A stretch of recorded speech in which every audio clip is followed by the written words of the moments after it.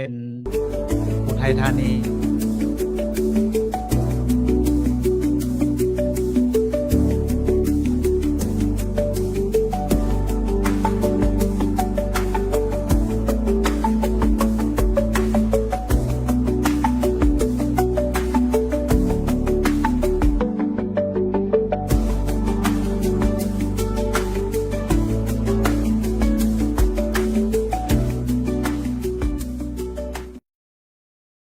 เป็นวันแรกนะครับก็น่าเห็นใจครูบาอาจารย์เพราะบางรูปนะครับเดินทางมาไกลนะครับเดินทางมาไกลโดยเฉพาะจากจังหวัดกาญจนบุรีเดินทางกว่าจะมาถึงเชียงใหม่นี่ก็นั่งรถเกือบทั้งวันนะครับนั่งรถเกือบทั้งวันที่จะมาถึงนี่ก็ต้องขอชื่นชมยกย่องหัวจิตหัวใจของครูบาอาจารย์ครับที่ทุ่มเทเสียสละอุทิศชีวิตนะครับในการไปปฏิบัติ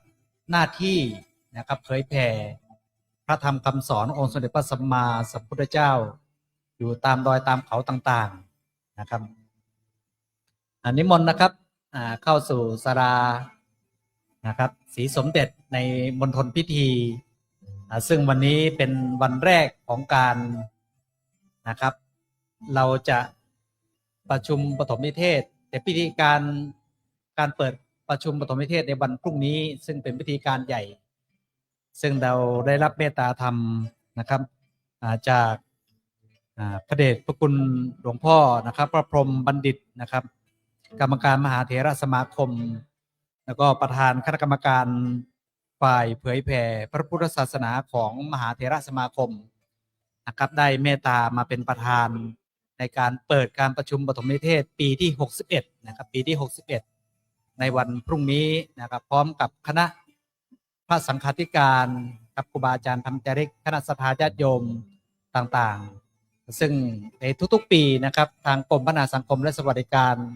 กระทรวงการพัฒนาสังคมและความมั่นคงของมนุษย์นะครับแล้วก็ทางมูลที่เผยแพร่พระพุทธศาสนาแก่ชนถิ่นกันดารในพระราชูปถัมภ์สมเด็จพระศรีนครินทราบรมราชชนนีซึ่งถือว่าเป็นผู้อยู่เบื้องหลังของการอุปถัมภ์สนับสนุนการทำงานของคณะพระธรรมจาริกมาเป็นระยะเวลาถึง61ปีนะครับ61ปีเราจะเห็นว่าครูบาอาจารย์ในรุ่นแรกๆนะครับที่ท่านปฏิบัติศาสนกิจในโครงการธรรมจาริกนั้นนะครับก็ได้ล้มหายตายจากนะครับละสังขารกันไปแทบทั้งหมดนะครับแทบทั้งหมดเหลือ1รูปนะครับที่เป็นธรรมจาริกรุ่นแรกนะครับตอนนี้คือพระเดชพระคุณหลวงพ่อพระธรรมวชิรโกศลนะครับซึ่งหลวงพ่อท่านก็อายุพรรษาการมากนะครับถือว่าเป็นธรรมจาริกรุ่นแรกที่ยังเป็นร่มโพล่มไทรยังเป็นขวัญกำลังใจในการทำงานในการปฏิบัติหน้าที่ของคณะพระธรรมจาริกซึ่งวันนี้ทางพระเดชพระคุณประธานคณะพระธรรมจาริกนะครับพระเดชพระคุณหลวงพ่อพระธรรมวชิราธิบดีนะครับประธานคณะธรรมจาริกก็กำลังเดินทางจากกรุงเทพมหานครวัดเบญจมาบพิตรนะครับมายังวัดศรีโสดาซึ่งตอนนี้ก็กำลังลงเครื่องที่สนามบินจังหวัดเชียงใหม่นะครับก็จะมาอยู่กับพวกเรานะครับตลอดการประชุมปฐมนิเทศซึ่งปีนี้นะครับเรามีการจัดการประชุมปฐมนิเทศ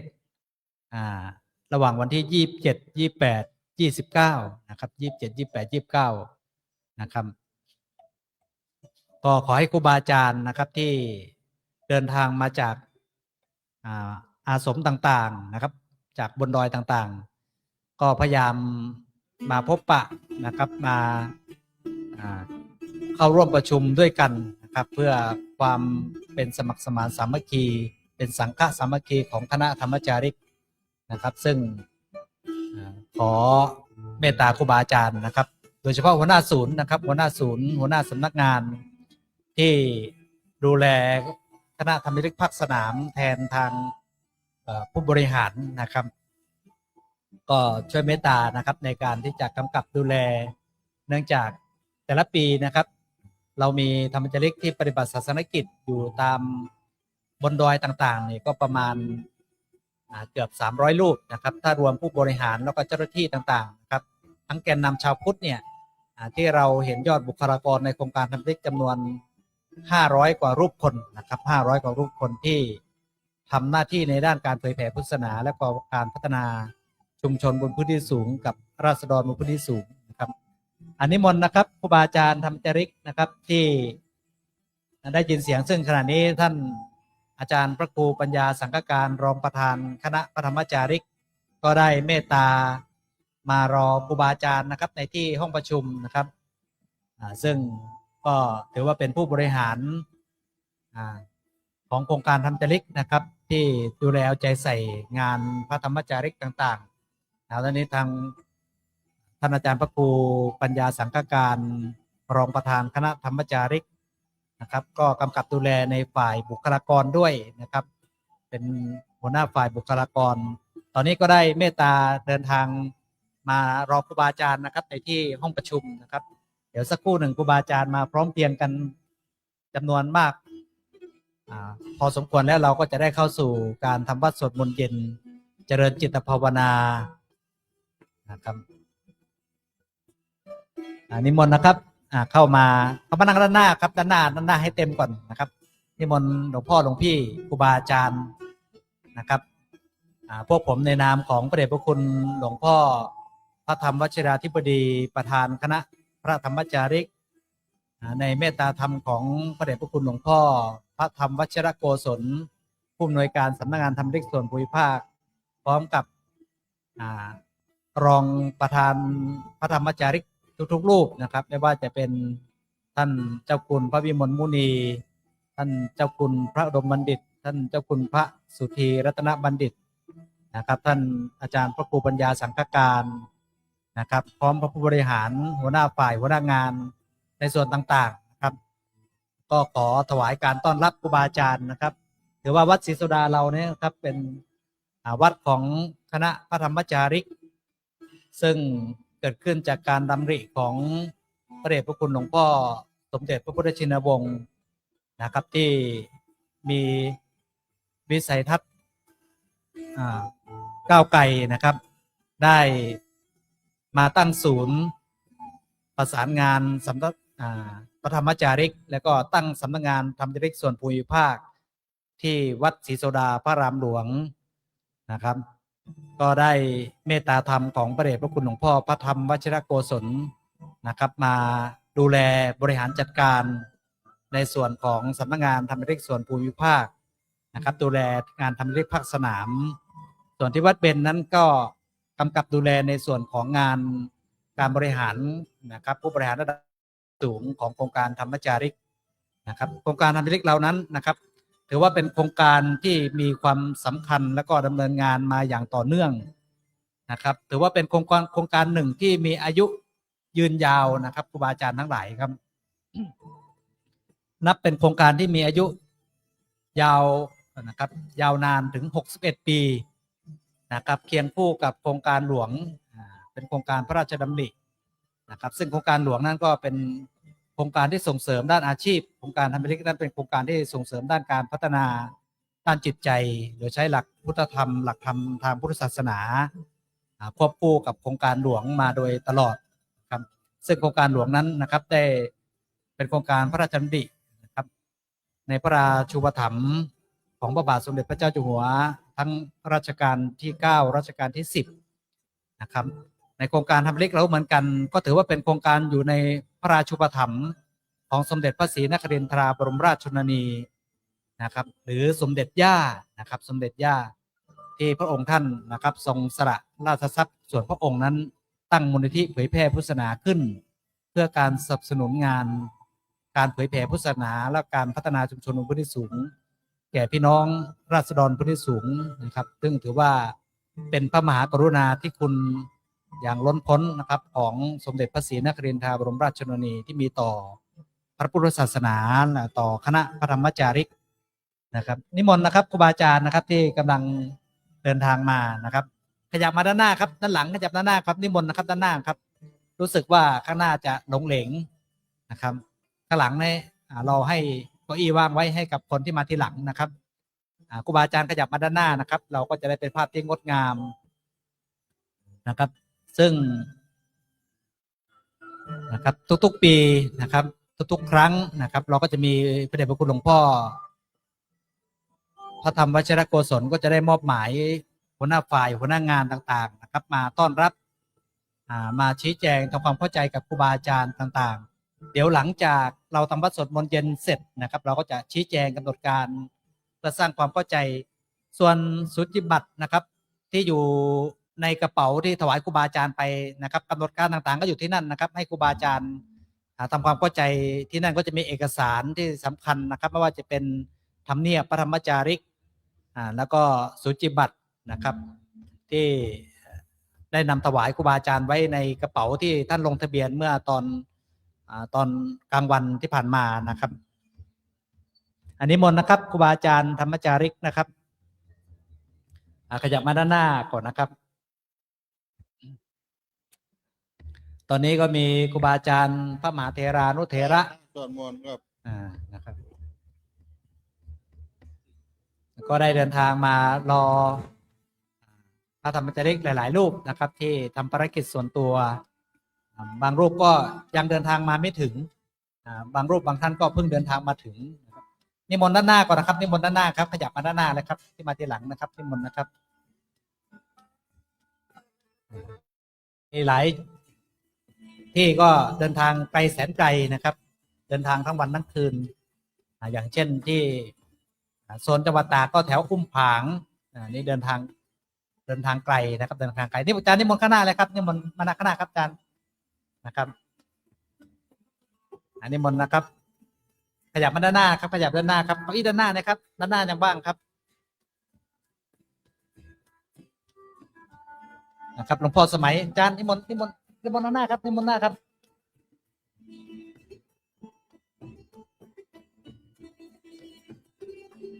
เดี๋ยวรอสักครู่นะครับถ้าครูบาอาจารย์นะครับนิมนต์ด้านหน้านะครับสักครู่ถ้าพร้อมแล้วจะได้อาราธนานิมนต์นะครับท่านอาจารย์พระครูปัญญาสังฆการรองประธานคณะพระธรรมจาริกนะครับก็จะได้นำครูบาอาจารย์ได้ทำวัดสวดมนต์เย็นเจริญจิตภาวนาน้อมอุทิศถวายเป็นพระราชกุศลแด่สมเด็จพระนางเจ้าสิริกิติ์พระบรมราชินีนาถพระบรมราชชนนีพันปีหลวงซึ่งในปีที่ผ่านมานะครับปีนี้ถือว่าเป็นปีแห่งการไว้ทุกข์นะครับไว้อะไรน้อมถวายเป็นพระราชกุศลแด่สมเด็จพระพันปีหลวงนะครับในนามคณะพันปีเล็กเรานะครับทั่วหลายดอยนะครับเราก็จะนำพี่น้องราษฎรพื้นที่สูงชนเผ่าต่างๆได้สำนึกในพระมหากรุณาธิคุณนะครับในของพระองค์ท่านนะครับที่มีต่อการพัฒนาชุมชนบนพื้นที่สูงนะครับนิมนต์ครับพ่อฉบีนะครับจากอมก๋อยนะครับจากอมก๋อยอันนี้มนต์นะครับตอนนี้ก็มีครูบาอาจารย์นะครับไม่ว่าจะเป็นครูบาอาจารย์จากอาสมพระธรรมเล็กต่างๆนะครับที่เดินทางมาถ้าสิ่งใดสิ่งหนึ่งขาดตกบกพร่องนะครับมีพระเนนวัดศรีโสดานะครับก็ครูบาอาจารย์ก็เรียกใช้งานได้ตามอัธยาศัยนะครับพระภิกษุสามเณรวัดศรีโสดาซึ่งทำพระเดชพระคุณหลวงพ่อพระธรรมวชิรโกศลโดยหลวงปู่สังวานก็ได้มอบหมายให้กับพระเนรวัดศรีโสดานะครับให้การบริการครูบาอาจารย์หากครูบาอาจารย์มีอะไรขาดตกบกพร่องเนี่ยครับไม่ได้รับความสะดวกสบายก็สามารถเรียกพระเนรใช้ได้ตามอัธยาศัยนะครั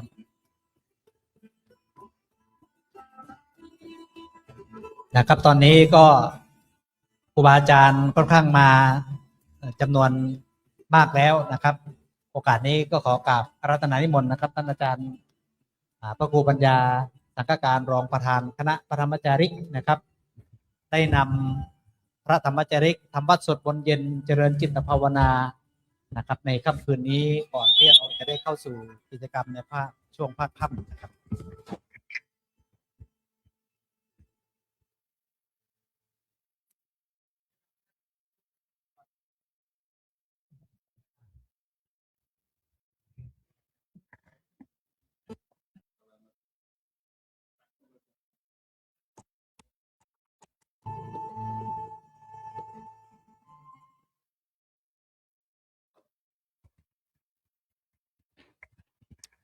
ก็ถวาย การต้อนรับคณะพระธรรมจาริกพระเถรานุเถระทุกรูปนะครับวันนี้เป็นวันแรกที่คณะพระธรรมจาริกทุกรูป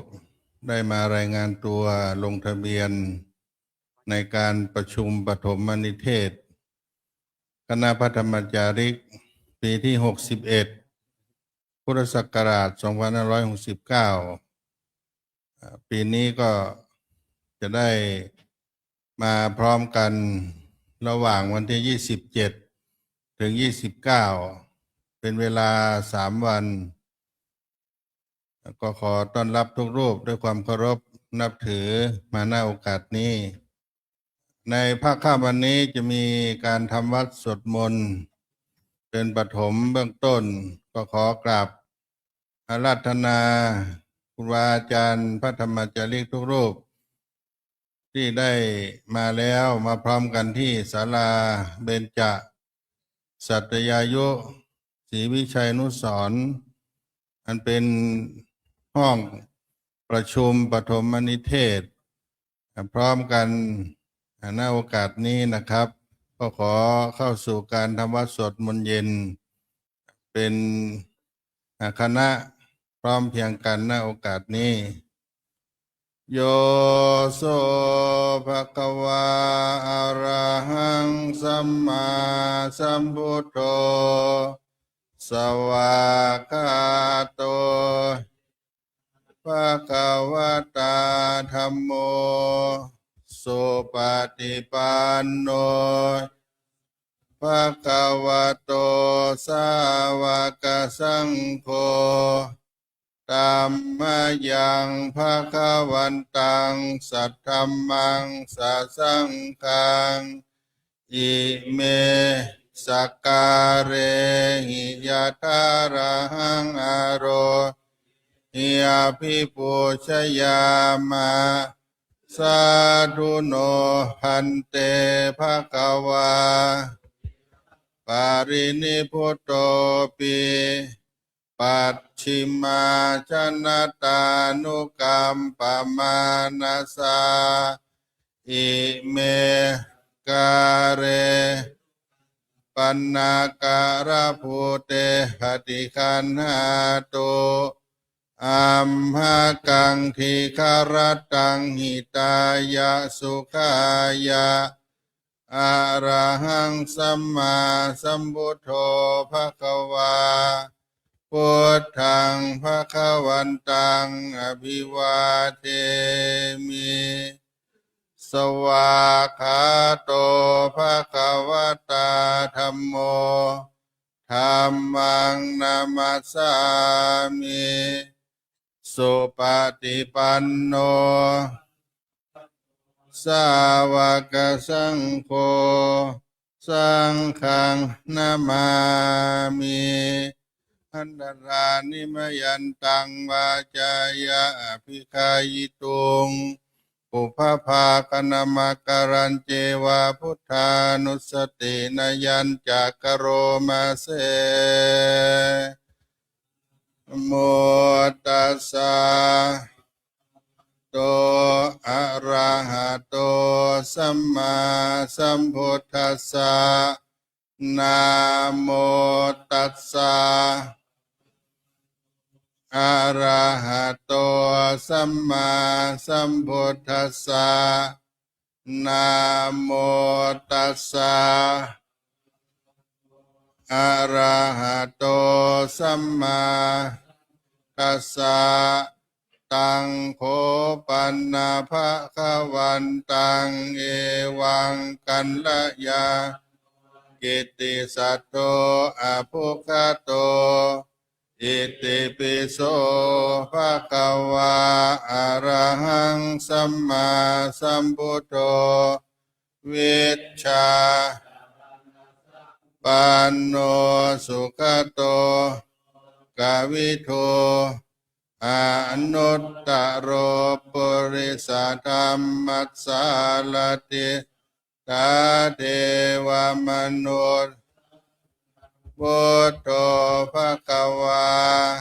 ติ อันตมยังพุทธาภิกิติงกะโรมาเสราหันตวรตาทิคุณาภิโยโตสุทธาภิญาณกรุณาหิสัมมาคัตตโตโพเทสิโยกามลังวสุโรวันธามหังตัมมรณังศิรสาจิเนนทังพุทโธโยนินังสารนังเขมามุตตมังปัตถมานุสติทานังธามิตังสิเรนังพุทธัสสะหัสสมิทาโสวะมิกิสโรพุทโธสัตตาจาวิทาจาหิตัสสะเมพุทธัสสะหังนิยามิสาลิรันชีวิตันจิตังวันทันจาริสามิพุทธัสเสวะสุโพธิตังนัตถิเมสารนังพุทโธเมสารนังวรังเอเตนะสัจวัชเชนะวัดสัดุสาสเนพุทธังเมวันธมาเนนะยังปัสสุตังอิทาสัพเพ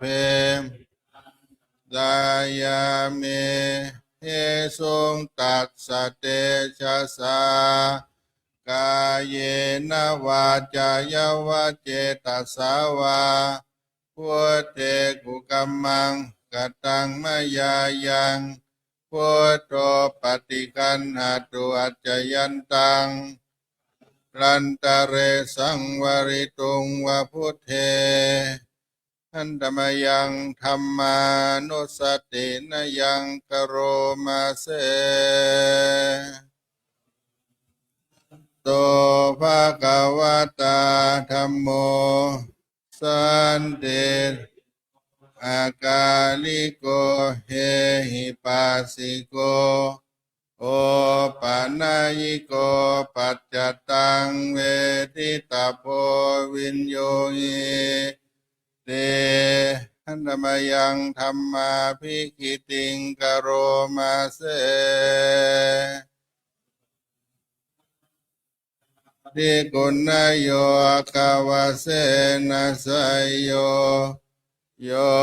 มัคคปะกะปริยัติวิโมกขเปโตธัมโมกุโลกัปปัตตนาตถาตาริวันธามหังตัมมะรังวรธรรมเมตังธัมโมโยสัพพปาสารนังเขมามุตตมังทุติยานุสติทานังวันทาสิเรนังธรรมาสหัสสมิทาโสวะเมสามิกิสโรธัมโมทุกขัสสะจาวิทาตาจาหิตัสสะเมธัมมัสสะหังนิยาเมสาริรันตันจิตังวันทันจาริสามิธัมมัสเสวะสุธัมมตังนาทิเมสารนังอัญญังสารนังวรังเอเตนะสัจวัตนวัฏไทยังสัตถุสาสเนธัมมังเมวันธมาเนปุญญังปัสสุตังอิทา สัพเพปิอันตรายาเมเยสงตัสสะเตชะสากายเยนะวะตัสสาวาธัมเมกุกัมมังยายังธัมโมปฏิคันจยันตังการันตะเรสังวริตุงวะธัมเมอันธรรมยังสังขานุสตินยังกโรมาเสโนภะคะวะโตสาวกสังโฆปุโชปฏิปันโนสาวกสังโฆยายาปฏิปันโนภะคะวะโตกสังโฆสามิจิปฏิปันโนสาวกสังโฆยาทิทังลิปุริสายุคานิอัตถปุริสาภุคลาเอสะภะคะวะโตกสังโฆอาหุนายโยนายโยทักขินายโยชลิกรณิโยอนุตตรังตังโลกัสสาเตอันธรรมยังสังฆาปิกิติงกโรมาเสมาโชสุปฏิปฏิคุณาภิโยโตโยทัพพิโตอริยปุคลาสังกเสโตศีลาหิธรรมปวลายจิตโตวันธรรมังตัมมะนาคานังสุสุทังสังโฆโยสัพพปาสารนังเขมามุตตมังตติยานุสติทานังมิตังสิเรนะหังอังกาสาหัสมิทาโสวะโกเมสามิกิสโรสังโฆทุกขาสะจาวิตาจาหิตัสสะเมสังฆาสังนิยาเตเมสาริรันจิตังวันดันมิสังฆาโสปฏิปันนาทิเมสารนังอัญญังเมสารนังวรังเอเตนะสัจวัชเชนะวัฏฏายังสาสเนกังเมวันธมาเนนะยังปัสสุตังอิทาเปปิอันตรายาเมตัสสะเตชะสากายเยนะวะตัสสาวาสังเคกุกัมมังสังโฆปฏิกันหตัวจยันตังทะเลสังวริตุงสังเคต่อไปอาราธนาคณะพระธรรมจาริกทุกรูปได้เจริญพระพุทธมนต์เพื่อความเป็นสิริมงคลในรอบปีที่เราท่านทั้งหลายได้มาพร้อมเป็นสังฆสามัคคีสังฆโสภโนความงดงามแห่งคณะพระธรรมจาริกขอให้พวกเราท่านทั้งหลายได้อยู่ร่มเย็นเป็นสุขสืบไปนะโมตัสสะภะคะวะโตอะระหะโตสัมมาตัสสะนะโมตัสสะโตอะระหะโตสัมมา ตัสสะนะโมตัสสะภะคะวะโตอะระสัมมาสัมพุทธัสสะพุทธังสรณังกัจฉามิธัมมังกัจฉามิสังฆังสรณังกัจฉามิตุติยัมปิพุทธังสรณังกัจฉามิตุติธัมมังสรณังตุติยัมปิสังฆังสรณังกัจฉามิตาติยัมปิพุทธังกัจฉามิตาติยัมปิธัมมังสรณังกัจฉามิตาติกังสรณังกัจฉามิสัมพุทเทอัตถวิสัญจตวาจะสังหัสสะเกปัญจสัตตะสังหัสสานินะมามิสิระสาหังสังคัญจาตะเลนะหังนามาการานุภาเวนะหันตัวสัพเพอุปัตตะเวอันเนกานปิวินัสสันโตอาเสสะโตสัมพุทเทปัญญาสัญจาคโตวิสติสเกสัสสะตะสังอัสสานินะมามิเสอาหังเตสังธัมมันจาสังคัญจา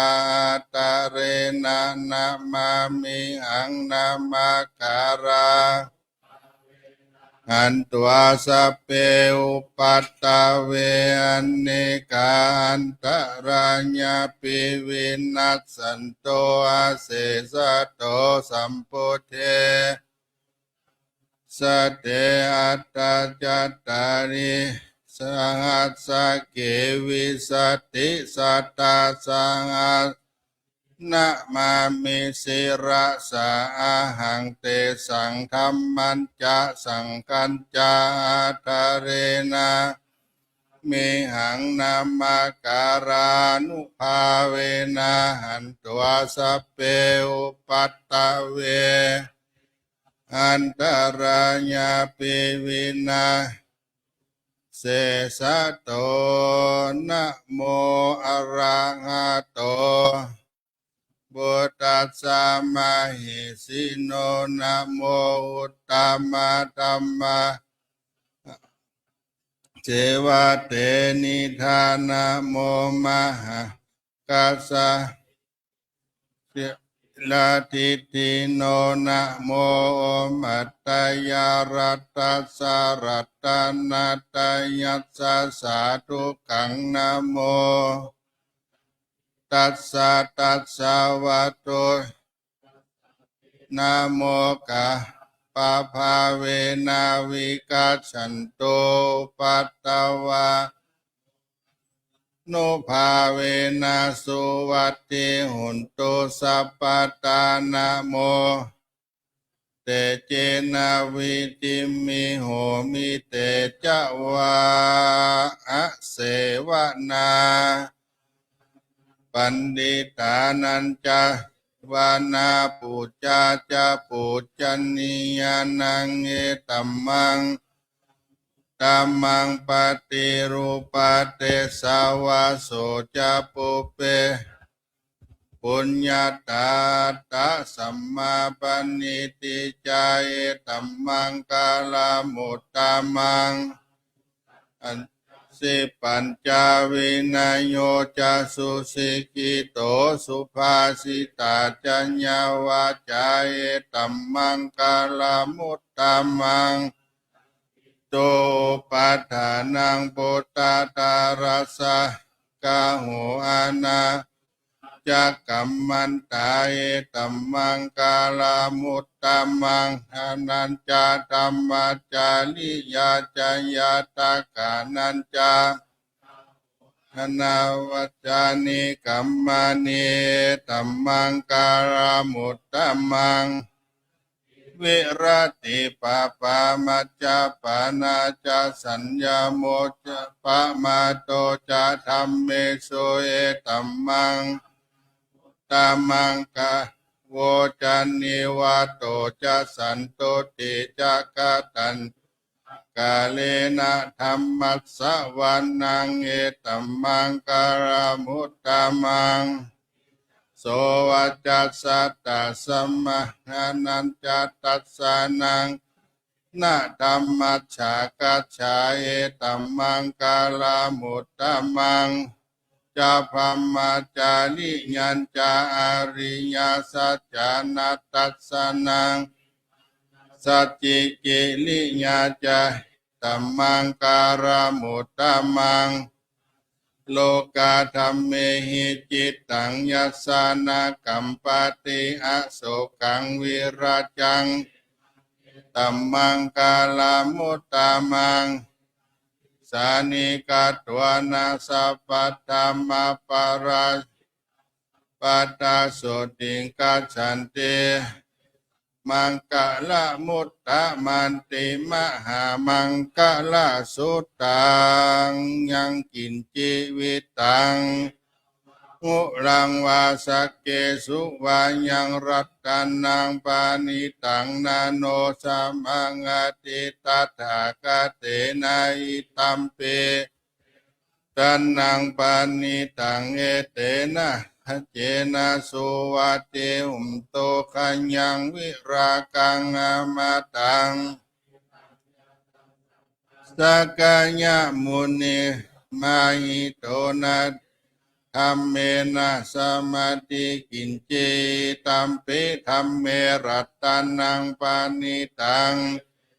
สัจเจนะสุวัติหุนตุยตาเสตโธปริวันนายิสุจิง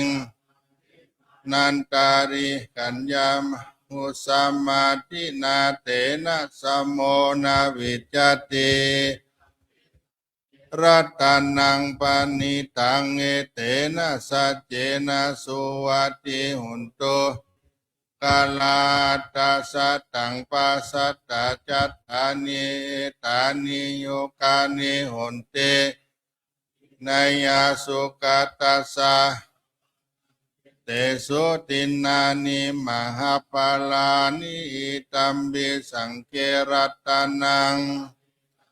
เตนะสัจเจนะสุวัติหุนตุปัญโยตามานัสตันนานิกามิโนโกตัมมาสาสนัมปฏิปตามาตังวิกัยงาลัตตามุตานิปุติงบุญจามานาอิตัมเปปานิตังเอเตนะสัจเจนะสุวัติหุนโตปุรานังนาวังนาติสัมวิลัตตาจิตายาติเกภวัสสมิงเตกินนาปิจาวิรุณนิปันติติราญาถายัมปาติโปอิตัมปิสังเครัตตานังเตนะสัจเจสุวัติหุนตุญาณิทัพโพตาเนกตานิภูมายานิวาอันตาลิเกตาถาคตังเทวามนุสสาปุจิตังนามาสามาสุวัติหุนตุญาณิทัพโพตานิกตานิภูมานิพายานิวาอันตาตาถาคตังเทวามนุสสาปุจิตังธัมมังนามาสุวัติหุนตุญาณิทัพโพตานิสัมมาภูนิวาอันตาลิเกตาถาคตังเทวามนุสสาปุจิตังมัสสามาสุวัติหุนตุรัตตนาสุตังเมตตัญจะสัพพะโลกัสสมิงมานะวัญเยอปาริมานังกังอโตจติริยัญจาสัมปตัง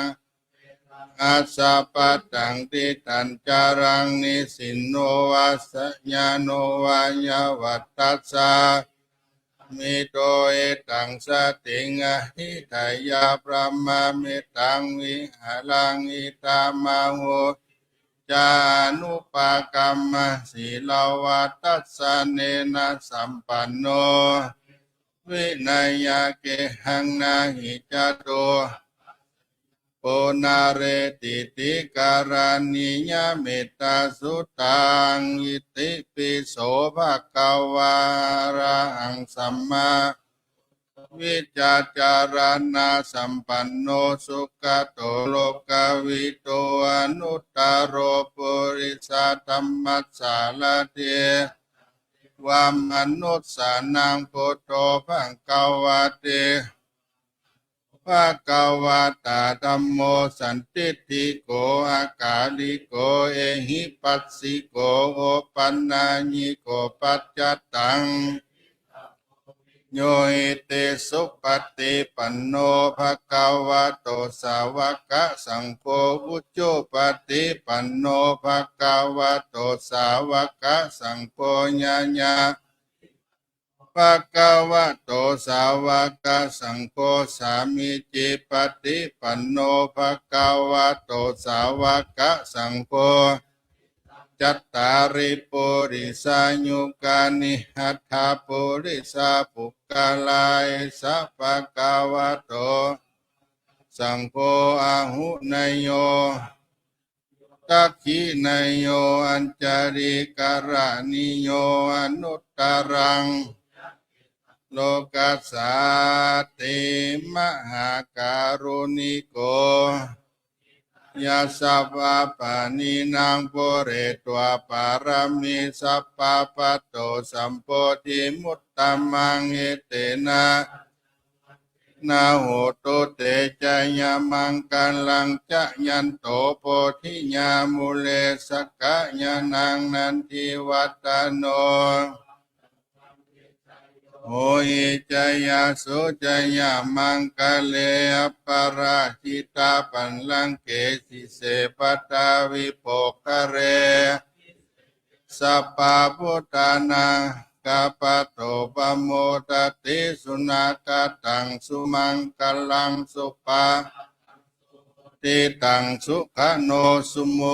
โตจะสุญิตังพระมจาริโสกาญะกัมมังวาจากัมมังปัตตักขินังปัตตักขินังมโนกัมมังปณิทิเตปัตตักขินานิกัตถวนะละพันตเถปัตตักขิเนสัพพะพุทธานุภาเวนะกัมมานุภาเวนะสัพพะสังฆานุภาเวนะรัตตานังธรรมารัตตานังสังฆารัตตานังตินนังรัตตานานุภาเวนะสิทธิสาหัสสะธัมมขันธานุภาเวนะปิตตกัตตญานุภาเวนะสาวกานุภาเวนะสัพเพเตโลกาสัพเพเต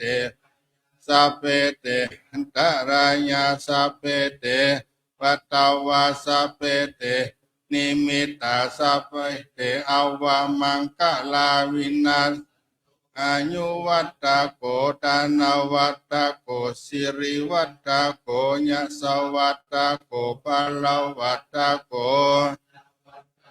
สุขวัตตะโกโหตุสัพพะอาทุกขโรกะพญาเวลาสุขาสัตโตจุปัตตวานิกันตะวินาสันตุจะเตจะสาจญาสิทธิทานังยังสุขังบาลังสิริอายุจาวันโนจะโภกังวุธิสัตตาวาสาจา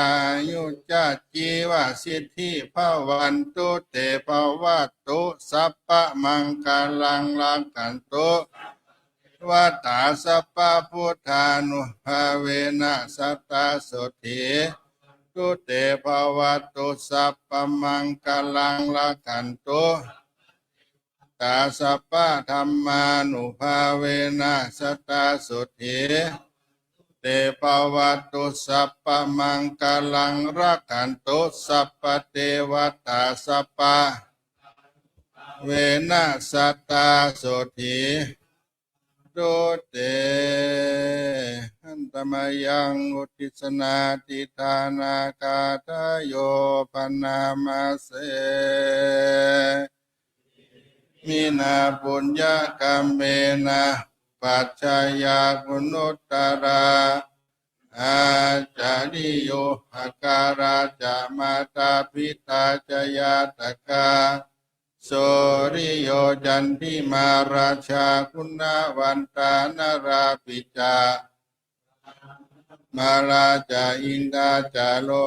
ปาราจาเทวตายะโมมิตานุสาจามัชฌตาเวริกาปิจาสาเพตาสุเกอุนโตปุญญานิปักขตานิเมสุขังจติหิตังเดนโตกิปังปะเปตาโวมาตังอิมินาบุญญากรรมเมนะหิมินาอุติเสนาจาเยปะหังสุลเพตันหุปาทานาเชทนังสันตาหินาธรรมายาวานิพานโตมะมังนาสัตโตสัพพทาเยวายถาจาโตภเวภเวอุโชจิตังติปันเลโกวิริยมหินาลาลาปันโนกาสังกาตุนจาวิริเยสุเมพุทธาธิปะวะโรนาโตธัมโมนาโตวารุตธัมโมนาโถปัจเจกหุตโตจะนาโถตโรมะมังเตโสตมานุภาเวนะมาโอกาสังราพันตุมานิมนต์ทุกรูปเจริญจิตตภาวนาเพื่อให้เกิดสติปัญญาญาณโดยพร้อมกันสมควรแก่เวลาณบัดนี้เป็นต้นไป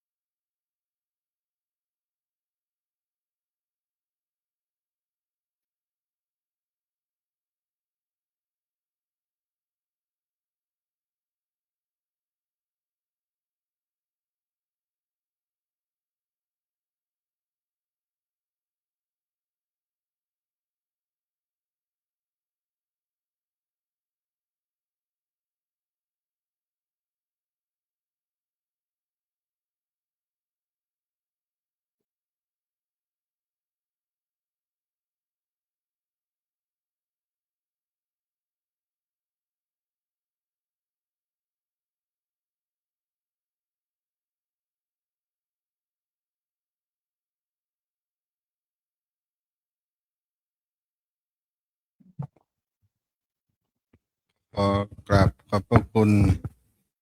พระเถรานุเถระคณะพระธรรมจาริกทุกรูปได้เจริญพระพุทธมนต์ทำวัดและเจริญจิตตภาวนาเพื่อเป็นบุญญากุศลเกิดความเป็นสิริมงคลแก่โครงการพระธรรมจาริกตั้งแต่นี้ไปในอนาคตสืบไปและขอบุญกุศลนี้บูชาในปารมีธรรมเจ้าพระคุณสมเด็จพระพุทธชินวงศ์สุวรรณโชตมหาเถระปฐมประธานคณะพระธรรมจาริกและบูรพาจารย์เจ้าทั้งหลายที่ได้ล่วงแล้วเป็นมาแต่ขอแผ่บุญกุศลนี้ไปถึงคณะพระธรรมจาริกที่ถึงแก่มรณภาพได้เสียสละชีวิตตัวตนอยู่ในโครงการพระธรรมจาริกได้รับส่วนกุศลแห่งสหธรรมิกพระธรรมจาริกทุกรูปได้บำเพ็ญณโอกาสนี้ทุกรูปทุกองค์ด้วยเทินวันตามิพุทธังสัพพังเมโตสังฆัมมาตามิพันเตวันตามิธัมมังโตสังฆัมมาตามิพันเตวันตามิสังฆังสัพพังเมโตสังฆัมมาตามิวันตามิกโรอุปัชฌาจาริเยสัพพังเมโตสังฆัมมาพันเตวันตามิกัมมัฏฐานังสัพพังเม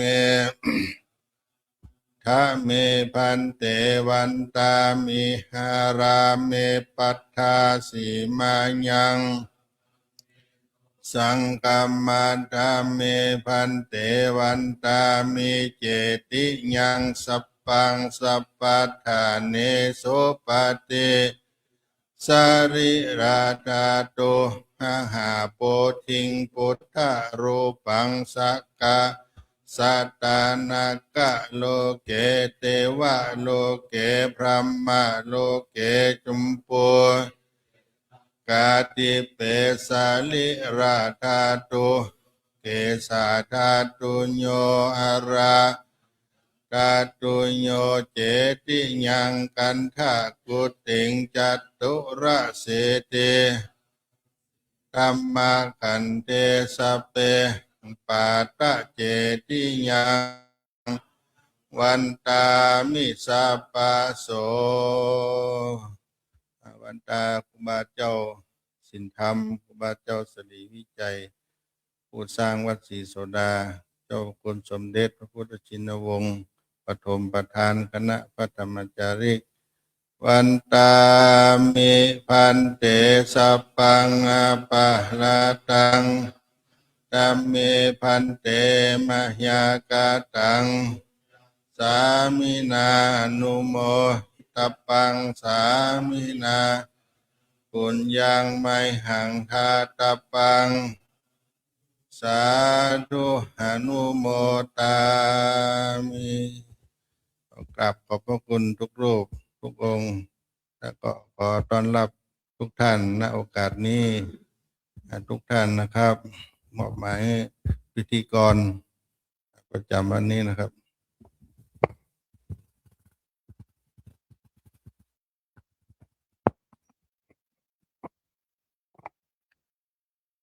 ครับก็ขอบพระคุณในเมตตาธรรมนะครับของท่านอาจารย์พระครูปัญญาสังฆการรองประธานคณะพระธรรมจาริกในนามพระเดชพระคุณหลวงพ่อพระธรรมวชิราธิบดีประธานคณะพระธรรมจาริกก็ได้ถือโอกาสนะครับมาถวายการต้อนรับครูบาอาจารย์พระธรรมจาริกทุกๆอาสมนะครับที่เดินทางมาประชุมปฐมนิเทศประจำปี 2569 เป็นปีที่ 61 ของโครงการพระธรรมจาริกระหว่างวันที่ 27 ถึงวันที่ 29 มกราคม 2569 นะครับในปีนี้ซึ่งจริงๆนะครับในค่ำคืนวันนี้ก็จะเป็นเวทีในการนำเสนอผลงานต่างๆนะครับของคณะปฐมจาริกซึ่งปีนี้ไม่รู้ทางฝ่ายนะครับฝ่ายบุคลากรท่านอาจารย์ประเสริฐนะครับได้ ได้มอบหมายให้หัวหน้าศูนย์ในประเด็นต่างๆ แล้วหรือยังนะครับก็เมตตานะครับท่านพระอาจารย์ประเสริฐนะครับแล้วก็ในส่วน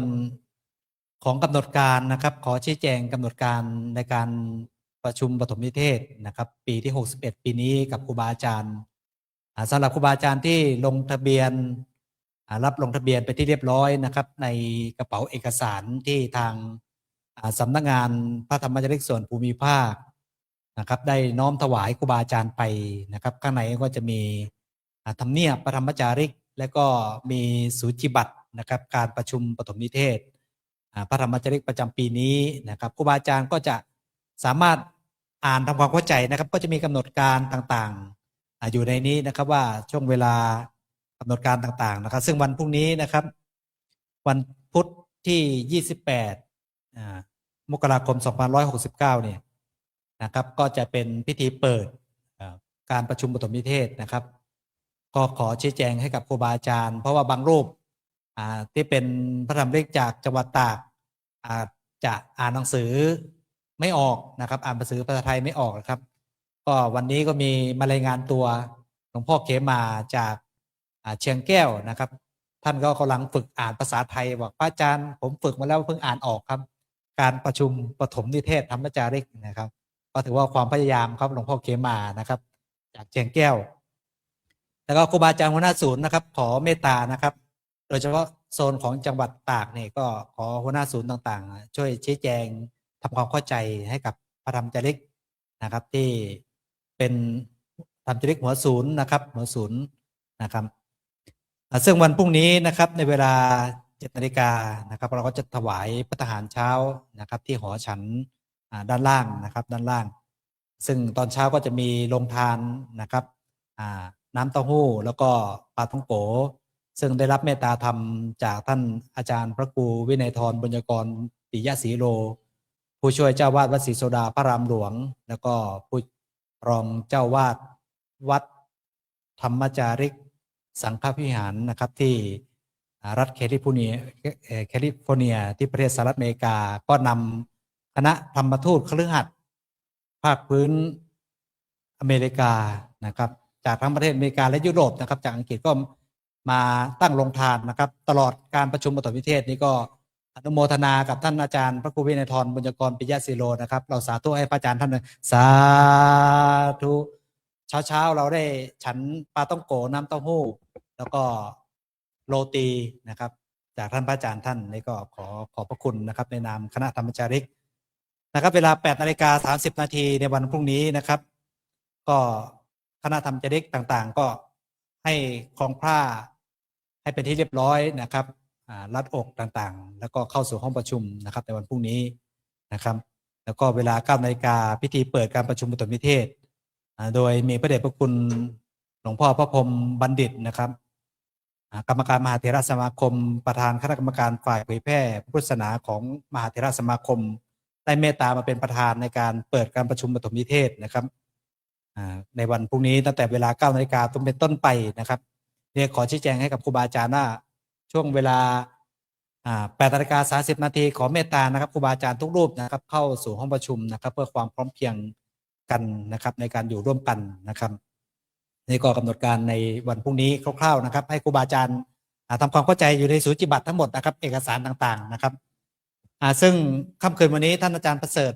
นะที่เห็นอาจารย์ประเสริฐแป๊บๆท่านนี้นะครับซึ่งปีนี้ก็ขออนุโมทนาครับธรรมจาริกที่ปฏิบัติงานดีเด่น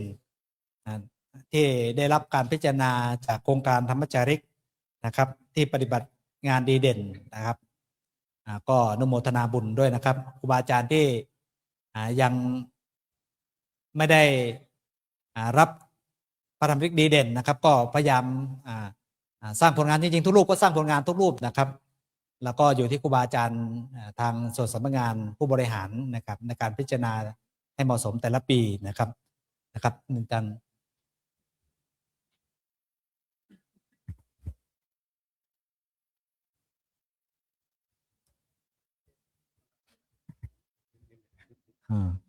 ก็เราจะมีเวลานะครับตอนนี้เวลา1 ทุ่มนะครับดังนั้นก็ขอท่านอาจารย์ประเสริฐบอกว่าเรา จริงๆอยากจะให้หัวหน้าศูนย์เราได้ฟังหัวหน้าศูนย์มาตลอดแทบทุกปีนะครับซึ่งก็จะให้เมตตาธรรมริกปฏิบัติงานดีเด่นนะครับได้มาพูดถึงการทำงานในโครงการธรรมจาริกอาจจะเป็นแรงบันดาลใจให้กับหลายๆรูปนะครับอย่างน้อยการที่เรามาจากทุกอาสมทุกสันดอยมาเจอกันครั้งนี้ก็ถือว่าเรามาพบกัลยาณมิตรที่ทำงานอยู่ตามดอยต่างๆจังหวัดต่างๆซึ่งนี้นะครับธรรมริกดินนะครับทั้งหมด4 รูปด้วยกัน4 รูปด้วยกันก็จะมีท่านอาจารย์สอนฐานุตตโรนะครับนี่ก็เป็นด้านการเผยแผ่พุทธศาสนาสาการนำกุลบุตรชาวเขาเข้ารับการบรรพชาสมบทในพระพุทธศาสนานะครับแล้วก็ท่านพระอนงอนังนโนนะครับส่งเสริมด้านการศึกษาพระยุทธนายะสะทโลนะครับด้านการพัฒนาก็ท่านพระอาจารย์วิชัยวิสิทธโธด้านการพัฒนานะครับก็อย่างน้อยก็คือเราได้แลกเปลี่ยนเรียนรู้กันนะครับเพื่อเป็นแรงบันดาลใจในการทำงานในด้านการเผยแผ่พุทธศาสนาและการพัฒนาสังคมนะครับ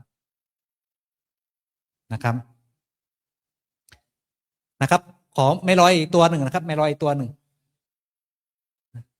นะครับไม่ขาก็ได้ครับนะครับรูปแรกนะครับขอเมตตาท่านอาจารย์สอนนะครับอันนี้มาไกลครับมาไกลในเราทำงานบอกว่าพระอาจารย์ไม่ได้เตรียมตัวนะครับการไม่เตรียมตัวนั้นเป็นสิ่งที่นะครับเพอร์เฟกต์ที่สุดนะครับท่านพระอาจารย์สอนฐานุตตโรเนี่ยท่านปฏิบัติศาสนกิจอยู่ที่ไหนครูบาอาจารย์ก็เดี๋ยวให้ท่านนะครับรายงานตัวแล้วก็ได้พูดถึงว่าท่านทำงานด้านการเผยแผ่พุทธศาสนาในโครงการธรรมริกอย่างไรนะครับขอเมตตาพระอาจารย์ครับกับคารวะพระเถรานุเถระนะครับสวัสดีเพื่อนสาธมิกทุกรูปนะครับกับคารวะครับก็มาให้ขึ้นมาก็เอาเท่าที่พร้อมวันนี้เนาะจริงๆถ้าบอกล่วงหน้าผมจะได้เตรียมเนาะสื่อหรืออะไรมาได้ให้ทราบนะครับผมเป็นตัวแทนเนาะอาสมธรรมจาริกจากอุ้มผางจังหวัดตากนะครับซึ่งงานเผยแผ่ของทางจังหวัดตากนั้นก็ตั้งแต่เข้ามาพระธรรมจาริกปีนี้ปีที่4ก็ได้รับนโยบายนะไม่ว่าจะเป็นการบรรพชาบวชสามเณรภาคฤดูร้อนหรือว่าการอบรมนักเรียนการอบรมอุบาสกอุบาสิกาซึ่งตรงนี้ได้ทำมาตลอดเลยตั้งแต่เข้าธรรมจาริกมาแล้วก็ก่อนหน้านั้นด้วยนะครับก็มีโครงการต่างๆแต่ละปีหมุนเวียนอยู่ตลอดเวลานะครับถ้าจะชมตรงที่บอร์ดก็เป็นส่วนหนึ่งเนาะส่วนหนึ่งที่ได้เป็นงานเผยแผ่ที่ทำมาส่วนงานเผยแผ่ทางอุ้มผางอันนี้ส่วนอุ้มผางเนาะจังหวัดตากส่วนอื่นก็เดี๋ยวก็ได้ทราบกันบ้างอุ้มผางนี่ก็จะยากหน่อยเนาะก็คง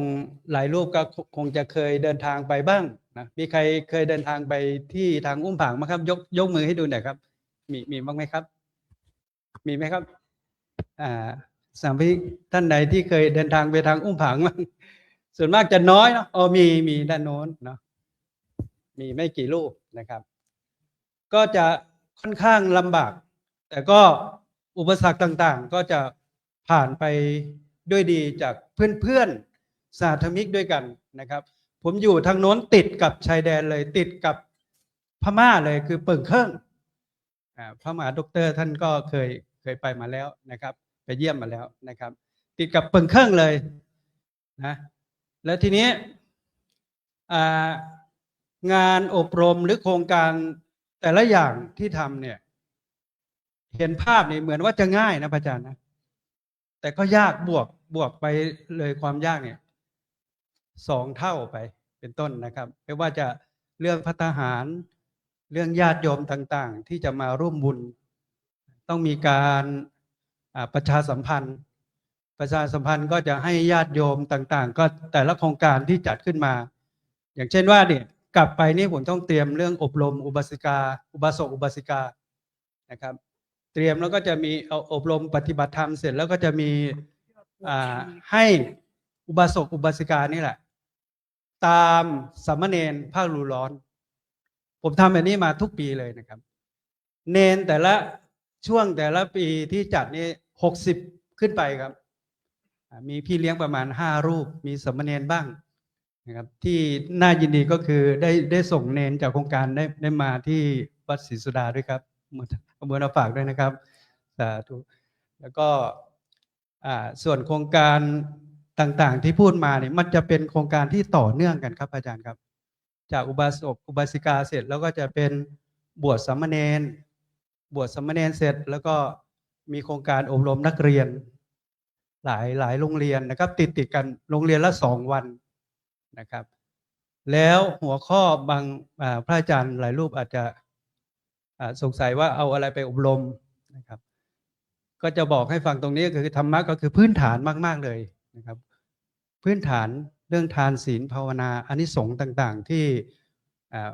พระอาจารย์หลายรูปที่ทราบกันแล้วนะครับพื้นฐานให้เขารู้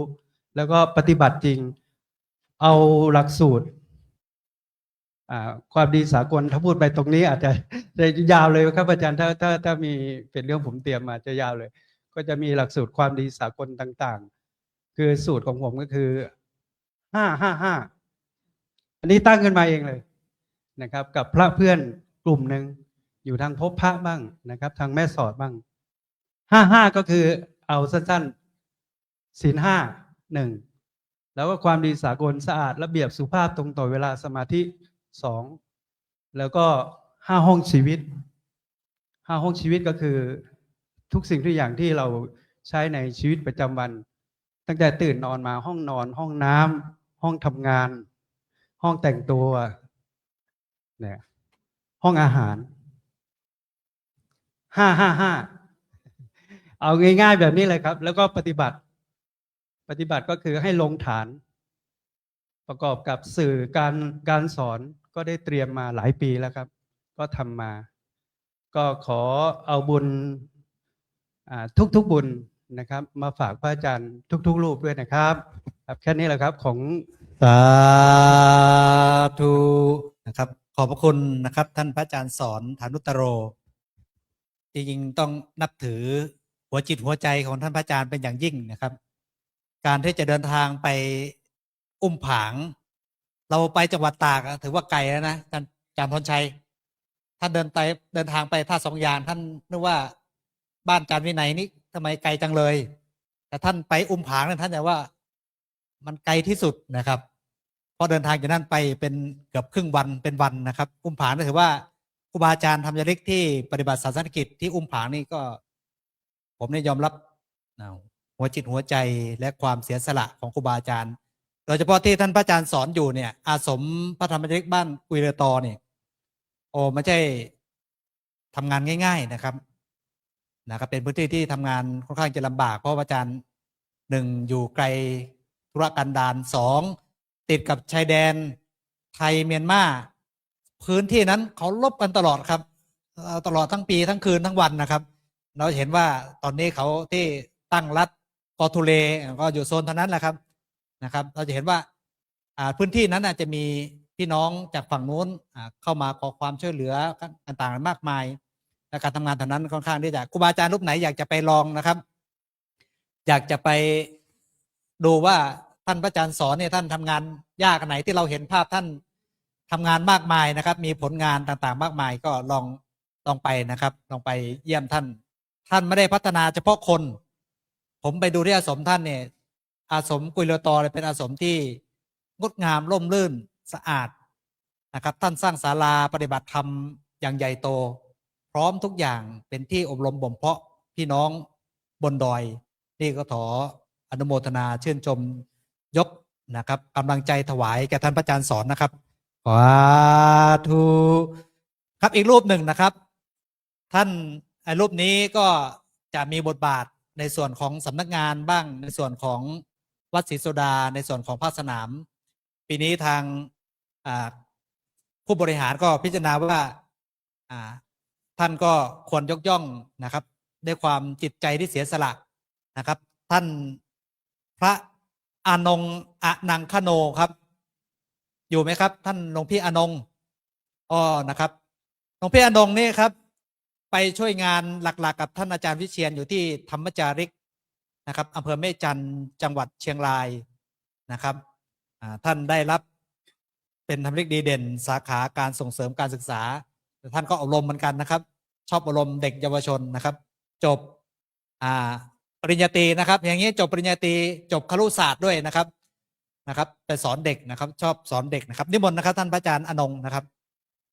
เราจะเห็นบ่อยๆนะครับถ้ามาพักตึก45 ปีก็จะเจอหลวงพี่อนงค์นะครับก็ขอถวายครูบาอาจารย์ทุลูกทุกท่านนะครับ ขอแสดงความนับถือนะครับครูบาอาจารย์ด้วยนะครับกับผมก็ร่างกายอาจจะไม่สมบูรณ์นะครับ แต่ก็ใจก็สู้เต็มที่นะครับบางครั้งบางทีผมไปช่วยงานครูบาอาจารย์นะที่ผมเจอก็คือโดนปฏิเสธก่อนครับกลัวว่าทำไม่ได้แต่ผมก็ไม่ย่อท้อครับทำให้มันทำไปเรื่อยๆสุดท้ายก็ครูบาอาจารย์ก็เห็นความตั้งใจของเราครับทุกวันนี้ผมอยู่ช่วยงานสำนักงานบ้างวัดบ้านธรรมจารีบ้างครับสิ่งที่ผมได้ไปช่วยนางลงมือจริงปฏิบัติจริงเห็นผลงานจริงแต่ผมไม่ค่อยลงสื่อแค่นั้นเองครับบางครั้งบางทีลงสื่อเยอะโยก็ชอบถ่ายเยอะแต่ว่าผมไม่มีเวลาจะต่อให้โยงต่อคนนี้คนนั้นก็มามันเรื่อยๆครับผมก็เลยตัดสินใจไม่ค่อยลงครับถ้าอยากจะเฮก็ไปที่อาโศกธรรมจาริกแม่จัง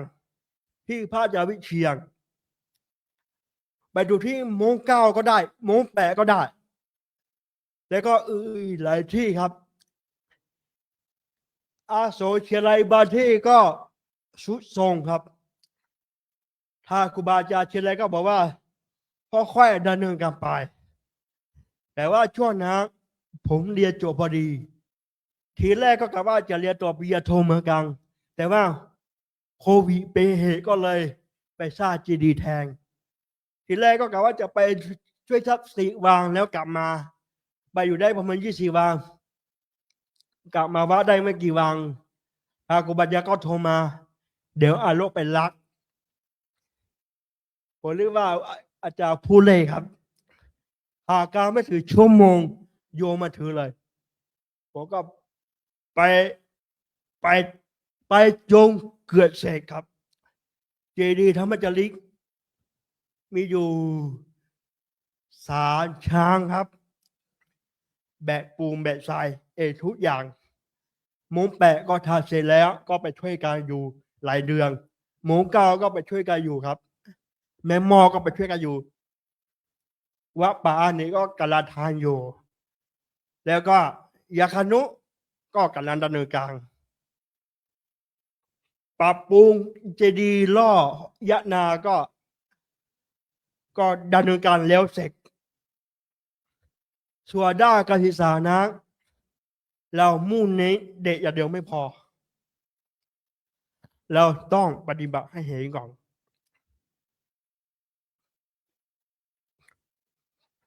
ผมตีอยู่ในใจครั้งหนึ่งตอนผมไปว่าโยเห็นผมกำลังป้าพญานาคอยู่โยมบอกว่าโอ้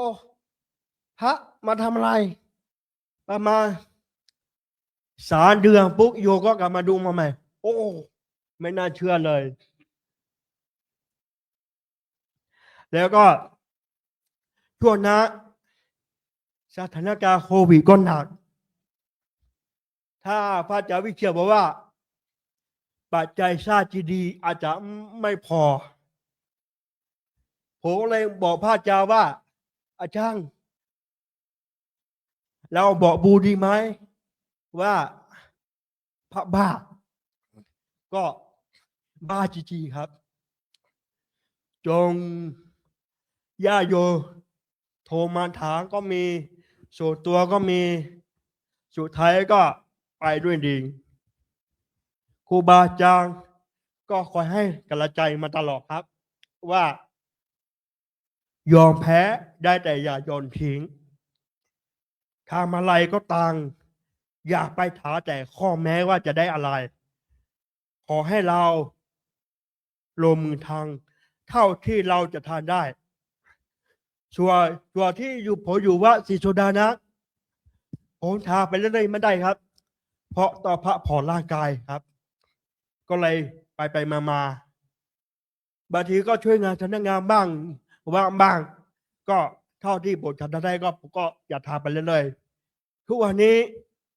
บางครั้งบางทีผมอาจจะไปผู้อยู่เบื้องหลังเป็นหลักครับจะไม่ค่อยออกหน้าออกสื่อเท่าไหร่ครับที่สำคัญก็คือว่าตัวเราอย่าไปยอมแพ้ร่างกายอาจจะบกพร่องนิดหนึ่งบางทีผมไปโรงพยาบาลหมอบอกว่าถ้าอย่าไปทางงานหนานะผมบอกได้เลยครับ หมอก็บอกว่าทาได้แต่ค่อยๆทางครูบาอาจารย์ก็บอกว่าเหนื่อยก็พักบอกว่าพักพองสิ่งที่สำคัญคือ ถ้าพระเดชพระคุณหลวงพ่อพระธาวัชระโกศลบอกว่าหรือว่าสึกไปแล้วไม่เจอตั้งนานช่วงหลังมาไปไหนมาไหน ก็ต้องกะลาหลวงพ่อก่อนหลวงพ่อบอกว่า3 เดือนให้กลับมาวัด1 ครั้งบางทีผมก็คิดดังไงบางทีขึ้นไปมุ้งแปะอย่างเงี้ยโลกก็ไม่มีอยากเอาไงดีโลกก็ไม่มีนะมีแต่ว่ามากายคิดหนักเหมือนกันไปอยู่หลายเดือนนี่นะก็ถวายครูบาอาจารย์ก็มารักกลับมาว่าทีแรกก็ปวดเท้าคือ ไปกราบหลวงพ่อครับหลวงพ่อผมกลับมาแล้วครับผมกลับมาไม่กี่วันผมจะขึ้นต่อครับอ้าวทำไมไปเร็วจังผมสร้างเจดีย์ยังไม่เสร็จครับหลวงพ่อถ้ามีโอกาสบอกหลวงพ่อว่า อยากจะให้หลวงพ่อไปดูเห็นกับตาครับที่ผมทำไปนะไม่ใช่ว่าผมอวดเก่งนะผมอยากจะต่อแทนครูบาอาจารย์ที่ให้ความแนะนำผมมาถ้าไม่มีครูบาอาจารย์เหล่านี้ผมก็คงไม่มายืนจุดนี้ครับครูครับ สาธุหลวงพี่อนงค์นะครับ เป็นชนเผ่าลาหู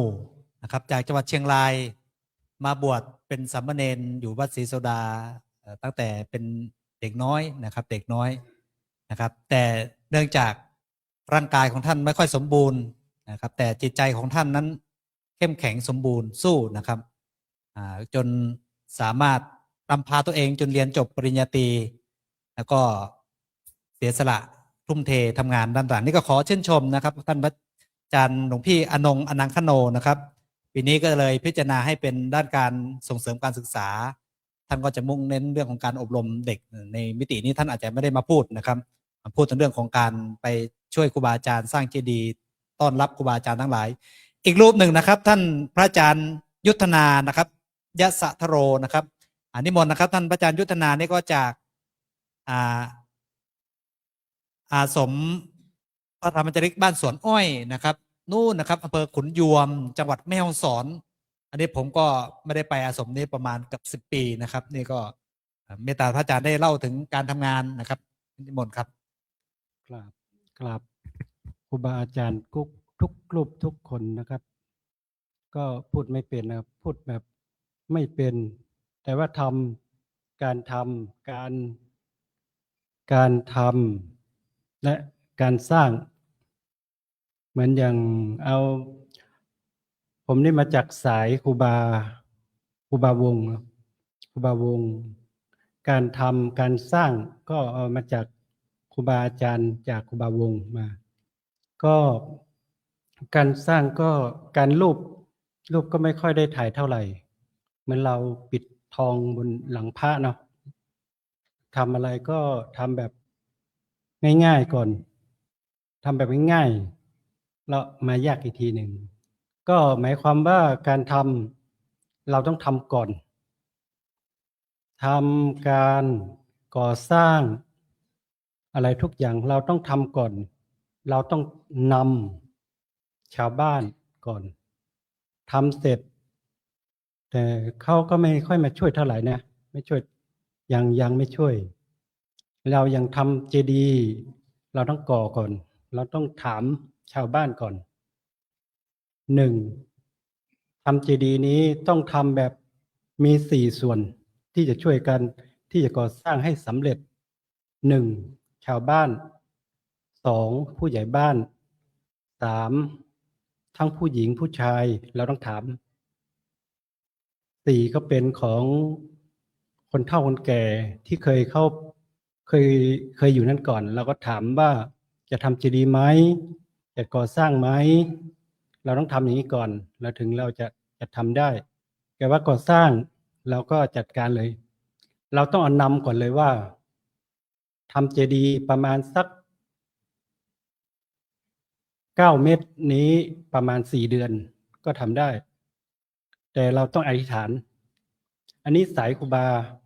วงเขาบอกว่าต้องทำอย่างนี้ต้องให้เหมือนอาจารย์ที่เนี่ยบอกมาว่าเราต้อง1เราต้องเชื่อมั่นตัวเอง2เราต้องทำให้เห็นให้ชาวบ้านเห็นว่าเราทำจริงเรื่องเงินนี่ไม่เท่าไหร่มันก็มาเองที่ผมทำมานี้ไม่มีเงินสักบาทแต่ว่าเราก็ให้ชาวบ้านช่วยกันคนละปูนคนละลูก2 ลูกค่อยๆช่วยกันครั้งแรกครั้งที่2ที่3เดือนมาเองเขาเห็นแล้วก็ไม่รู้ว่าเห็นยังไงเขาก็ถ่ายรูปแต่ผมก็ไม่เคยได้เอาลงรูปแต่เขาก็รู้เองรู้เข้ามาทีนี้มีแบบหลายท่านหลายที่เขารู้เขาก็มาช่วยเราการทำเจดีย์นี้ทำเจดีย์ก่อสร้างให้อย่างพ่อหลวงเขาทำก่อนนี้เขาให้เข้าไปหาไม้ก่อนให้ชาวบ้านเขานำก่อนถ้าเรานำไม่ได้มันจะเกี่ยวกับป่าไม้ด้วยป่าไม้นี่สำคัญที่สุดเราเอาเดินทางกับพ่อหลวงก่อนให้พ่อหลวงผู้ช่วยเขาจัดการก่อนพ่อหลวงจัดการเรียบร้อยเราก็ก่อสร้างได้เราก็ขนไม้อะไรมาได้หมดทำก่อสร้างนี่เป็นไม้ถ้าเป็นปูนเราก็หาหลักทรัพย์ที่ในร้านนั่นแหละช่วยให้เขาถามให้ชาวบ้านเขาถามก่อนว่าที่ไหนที่เราจะง่ายๆเราก็เชื่อเขาก่อนแปะเขาก่อนแล้วก็ทำพระป่าทีหลังก็มีบางทีก็มีโยมมาก่อนโยมเอาเงินก้อนมาให้ก่อนอาจารย์ทำอย่างนี้นะทำเจดีย์อย่างนี้นะทำศาลาอย่างนี้นะทำโรงครัวอย่างนี้นะทำห้องน้ำอย่างนี้นะเงินส่วนนี้ต้องบริสุทธิ์ส่วนหนึ่งต้องทำให้ห้องน้ำก็ห้องน้ำเราต้องทำให้เสร็จลองทำให้เขาถ่ายรูปเขารู้ให้เสร็จการทำ2การที่เราจะได้ใช้จ่ายเราก็ต้องบริสุทธิ์ใจเราต้องบริสุทธิ์เงิน1 บาทห้ามเด็ดขาดที่เอาไปจากที่เราทำนะ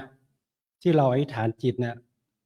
ถ้าเราเอาไปนิดหน่อยเราต้องมาคืนทั้งหมดเลยเอามาก่อสร้างตัวนั้นให้สำเร็จยังทำเจดีย์ก็ต้องมีความบริสุทธิ์ของใจถ้าไม่มีความบริสุทธิ์ของใจนี้ทำไม่เสร็จแล้วก็ให้ชาวบ้านช่วยด้วยชาวบ้านสำคัญนี่เป็นชาวบ้านกับพ่อหลวงกับหมู่บ้านเพราะเราทำแล้วไม่ใช่ของเราจะเป็นของหมู่บ้านที่เข้ามาที่เราแค่ดูแลแล้วก็เหมือนเราเป็นคนอยู่ดูแลในวัดในวาเขาเองแค่นั้นแหละเราแค่ไปเป็นแค่ให้บุญให้กุศลเขา แต่เราไม่ได้เป็นเจ้าของเขาก็แค่นั้นแหละ แต่ก็ไม่มีอะไร ผมพูดไม่เป็นนะ ขอครูบาอาจารย์แค่นี้ค ค รั รับ บขอบพระคุณนะครับ ท่านพระอาจารย์ยุทธนายะสัทธโรนะครับ อันนี้ก็อยู่ในโซนของอำเภอขุนยวมนะครับจังหวัดแม่ฮ่องสอน อันนี้แต่ก็อยู่ติดกับชายแดนเหมือนกันนะครับชายแดนพม่าในส่วนทางนู้นนะครับ ก็จะเป็นสวนอ้อยห้วยนานะครับ เข้าไปข้างในนั่นนะครับนี่ก็ได้รับการพิจารณาในด้านของการพัฒนานะครับ สาขาด้านการพัฒนาส่งเสริมการพัฒนาชุมชนนะครับท่านพระอาจารย์ยุทธนานะครับอาสมสวนอ้อยก็เป็นอาสมที่ติดน้ำนะครับ ติดน้ำนะครับ ติดกับแม่น้ำรูปไหนอยากจะไปชมบรรยากาศวิวงามๆแม่น้ำนะครับ ก็ไปที่สวนอ้อยนะครับ อันนี้ก็ไกลพอสมควรนะครับ เส้นทางอีกรูปหนึ่งครับ ท่านพระอาจารย์วิชัยวิสิทโธนะครับ ก็ได้รับการพิจารณาในด้านการพัฒนานะครับ การพัฒนาอาสมให้ร่มรื่นนะครับ พระอาจารย์วิชัยก็ถือว่าเป็นพระธรรมจริกรูปหนึ่งนะครับ ที่เสียสละทุ่มเทในการทำงานนะครับ โดยเฉพาะท่านก็จะมุ่งเน้นในเรื่องของการพัฒนาเสนาสนะต่างๆอาสมให้เป็นที่ที่สัปปายะกับการเผยแผ่พุทธศาสนาบูอยู่บนดอยท่านไปสร้างหลายที่นะครับ ไปช่วยพัฒนาอาสม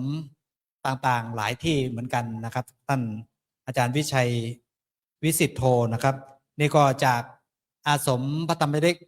บ้านห้วยขมิ้นนอกนะครับ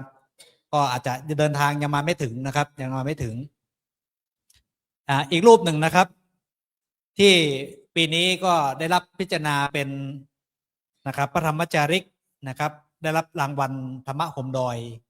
นะครับโลกเกียรติคุณพร้อมรางวัลนะครับท่านพระอาจารย์ดำรงสุฐาโนไม่รู้อยู่ตรงนี้หรือยังครับท่านอาจารย์ดำรงครับอาจารย์ดำรงนะครับนิมนต์นะครับท่านอาจารย์ดำรงก็ถือว่าเป็นพระธรรมลิกรูปหนึ่งนะครับที่ทุ่มเทเสียสละแรงกายแรงใจอย่างแรงกล้านะครับผมไปเห็นเส้นทางที่ท่านพาชาวบ้านบนดอยไปสร้างเจดีย์ที่สุปิโนที่อำเภอท่าสองยางจังหวัดตากนี่แค่เราเดินไปตัวเปล่านะครับแทบเอาชีวิตเกือบไม่รอดนะครับแต่ท่านต้องแบกหินแบกทรายแบกน้ำขึ้นไปนี่ก็ขอชื่นชมหัวใจแห่งความเสียสละและทุ่มเทนะครับนิมนต์ครับ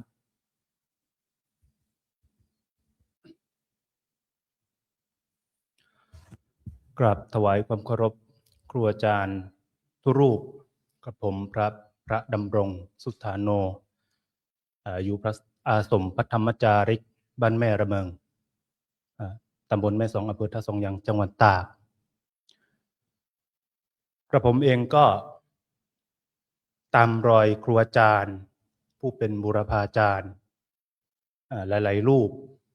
ทั้งหมดที่อยู่ที่นี่ก็ว่าได้ผลงานทั้งหมดก็ได้จากครูอาจารย์เป็นแบบอย่างแล้วก็ได้ทำตามที่ครูอาจารย์ได้ทำอยู่แล้วเหมือนว่าส่งต่อให้ผมได้ทำหน้าที่ของความเป็นพระธรรมจาริกอีกรูปหนึ่ง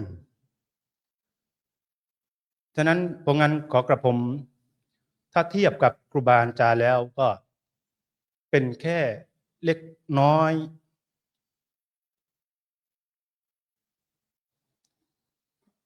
ส่วนงานที่ทำของกระผมก็มีหลายเรื่องมีหลายอย่างซึ่งไม่ได้มีเป็นกิจจลักษณะแล้วแต่ว่าโอกาสแล้วแต่ว่าแต่ละปีแต่ละฤดูมีงานอะไรที่พอจะช่วยเหลืออนุเคราะห์ได้บ้างผมทำเยอะหลายอย่างเหมือนกันครับมีชาวบ้านเช่นว่า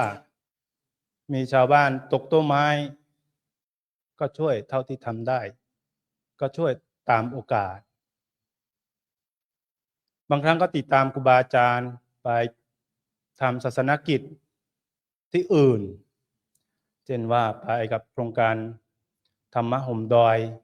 โดยมีพระอาจารย์ดร.พาไป ก็ไปจัดบวชเนนศีลจารินีก็ไปครับทำถนนแรกๆก็อาศัยครูบาอาจารย์เหมือนกันอาจารย์วินัยเราไปเห็นครูบาอาจารย์อาจารย์วินัยทำแล้วก็ได้ทีแรกก็ไม่ได้คิดว่าตัวเองจะมาทำแต่เมื่อถึงจุดหนึ่งก็ได้ทำช่วงนี้ก็ทำเจดีย์ที่ดอยสุปิโนถ้าครูบาอาจารย์มีโอกาสก็นิมนต์ไปดูไปสัมผัสบรรยากาศที่สุปิโนเพื่อก็ไม่ได้ตั้งเป้าหมายว่าจะเสร็จภายในปีไหนเพราะว่าผมทำไปเรื่อยๆเพราะว่างานทั้งหมดผมไม่ได้สำเร็จด้วยตัวผมคนเดียวผมต้องอาศัยกำลังจากชาวบ้านซึ่งสุปิโนเนี่ยขึ้นลูกหนึ่งยังไม่พอครับลงดอยแล้วก็ขึ้นอีกลูกหนึ่งฉะนั้นงานผมไม่ได้เครียดเรื่องงานผมทำไปเรื่อยๆเท่าที่ผมจะทำได้ผมไม่ได้กำหนดว่าจะเสร็จปีไหนนะเพราะว่าทั้งหมดเราอาศัยชาวบ้านครับเราอาศัยชาวบ้านแล้วเราก็ใช้สื่อFacebook ในการประชาสัมพันธ์ในการทำงานแล้วก็มีครูบาอาจารย์สนับสนุนเรื่องงบประมาณบ้างอาหารการกินบ้างที่เสียมากที่สุดก็คืออาหารการกินครับครูบาอาจารย์งานไหนก็ตามที่เราทำยืดเยื้ออาหารการกินนี่สำคัญครับชาวบ้านบางครั้งก็มาเป็นร้อยเราต้องเลี้ยงครับเราต้องเลี้ยงอาหารการกินแต่ละมื้อก็บางครั้งก็พิจารณาดู 5,000 นะบางครั้งก็ยังไม่อยู่นะแต่ว่าผมก็ไม่รู้เหมือนกันว่าเงินมาจากไหนแต่ว่าที่ทำมันก็มาเรื่อยๆครับไม่ขาดไม่มากแต่ไม่ขาดครับก็ทำไปเรื่อยๆนะครับฉะนั้นครูบาอาจารย์ท่านไหนถ้ามีโอกาสไปแม่ละเมิงก็นิมนต์ไปดูสุปิโนครับสุปิโนซึ่งเป็นซึ่งมีประวัติความเป็นมาของเป็นสถานที่ที่ชาวบ้านเคารพศรัทธาซึ่งมีรอยพุทธบาทมีความเป็นมาอยู่ในนั้นครับกับผมก็ไม่มีอะไรมากมายที่ทำทั้งหมดก็ตามรอยครูบาอาจารย์นั่นแหละครับก็ถือโอกาสนี้ในการพูดผลงานเล็กๆน้อยๆที่ตามรอยครูบาอาจารย์ครับมีแค่นี้ครับสาธุนะครับท่านพระอาจารย์ดำรงนะครับก็ถือว่าเป็นธรรมริกรูปหนึ่งนะครับที่มีจิตใจหนักแน่นดังขุนเขานะครับถ้าเราไปอาสมพระธรรมริกบ้านแม่ละเมิงเนี่ยเป็นอาสมที่งดงามหลายรูปที่ไปโครงการทุนเล่าเรียนหลวงที่ผ่านมาเราก็ไปปิดโครงการที่นั่นนะครับที่อาสมพระธรรมริกบ้านแม่ละเมิงหลายรูปก็มีโอกาสได้ไปดอยสุปินโนนะครับไม่รู้ว่าท่านพระอาจารย์พรชัยขึ้นหรือยังวันนั้น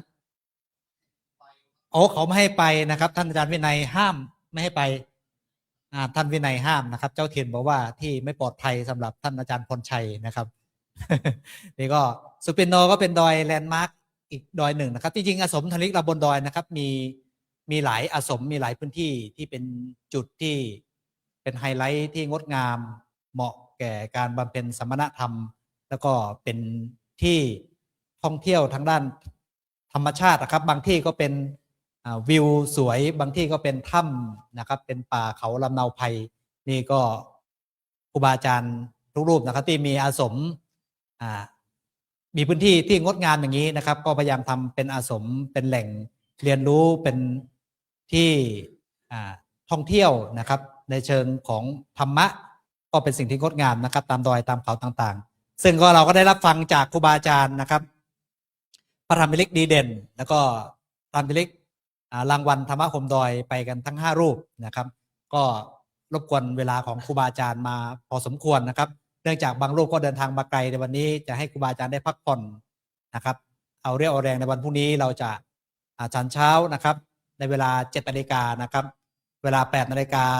30 นาทีเราก็จะมาพร้อมกันณห้องประชุมนะครับซึ่ง ตอนนี้ก็มีท่านอาจารย์พระครูปัญญาสังฆการนะครับรองประธานคณะธรรมจาริกที่ได้มีเมตตาธรรมนะครับ ก็จะได้ชี้แจงนะครับกับพระธรรมจาริกนะครับ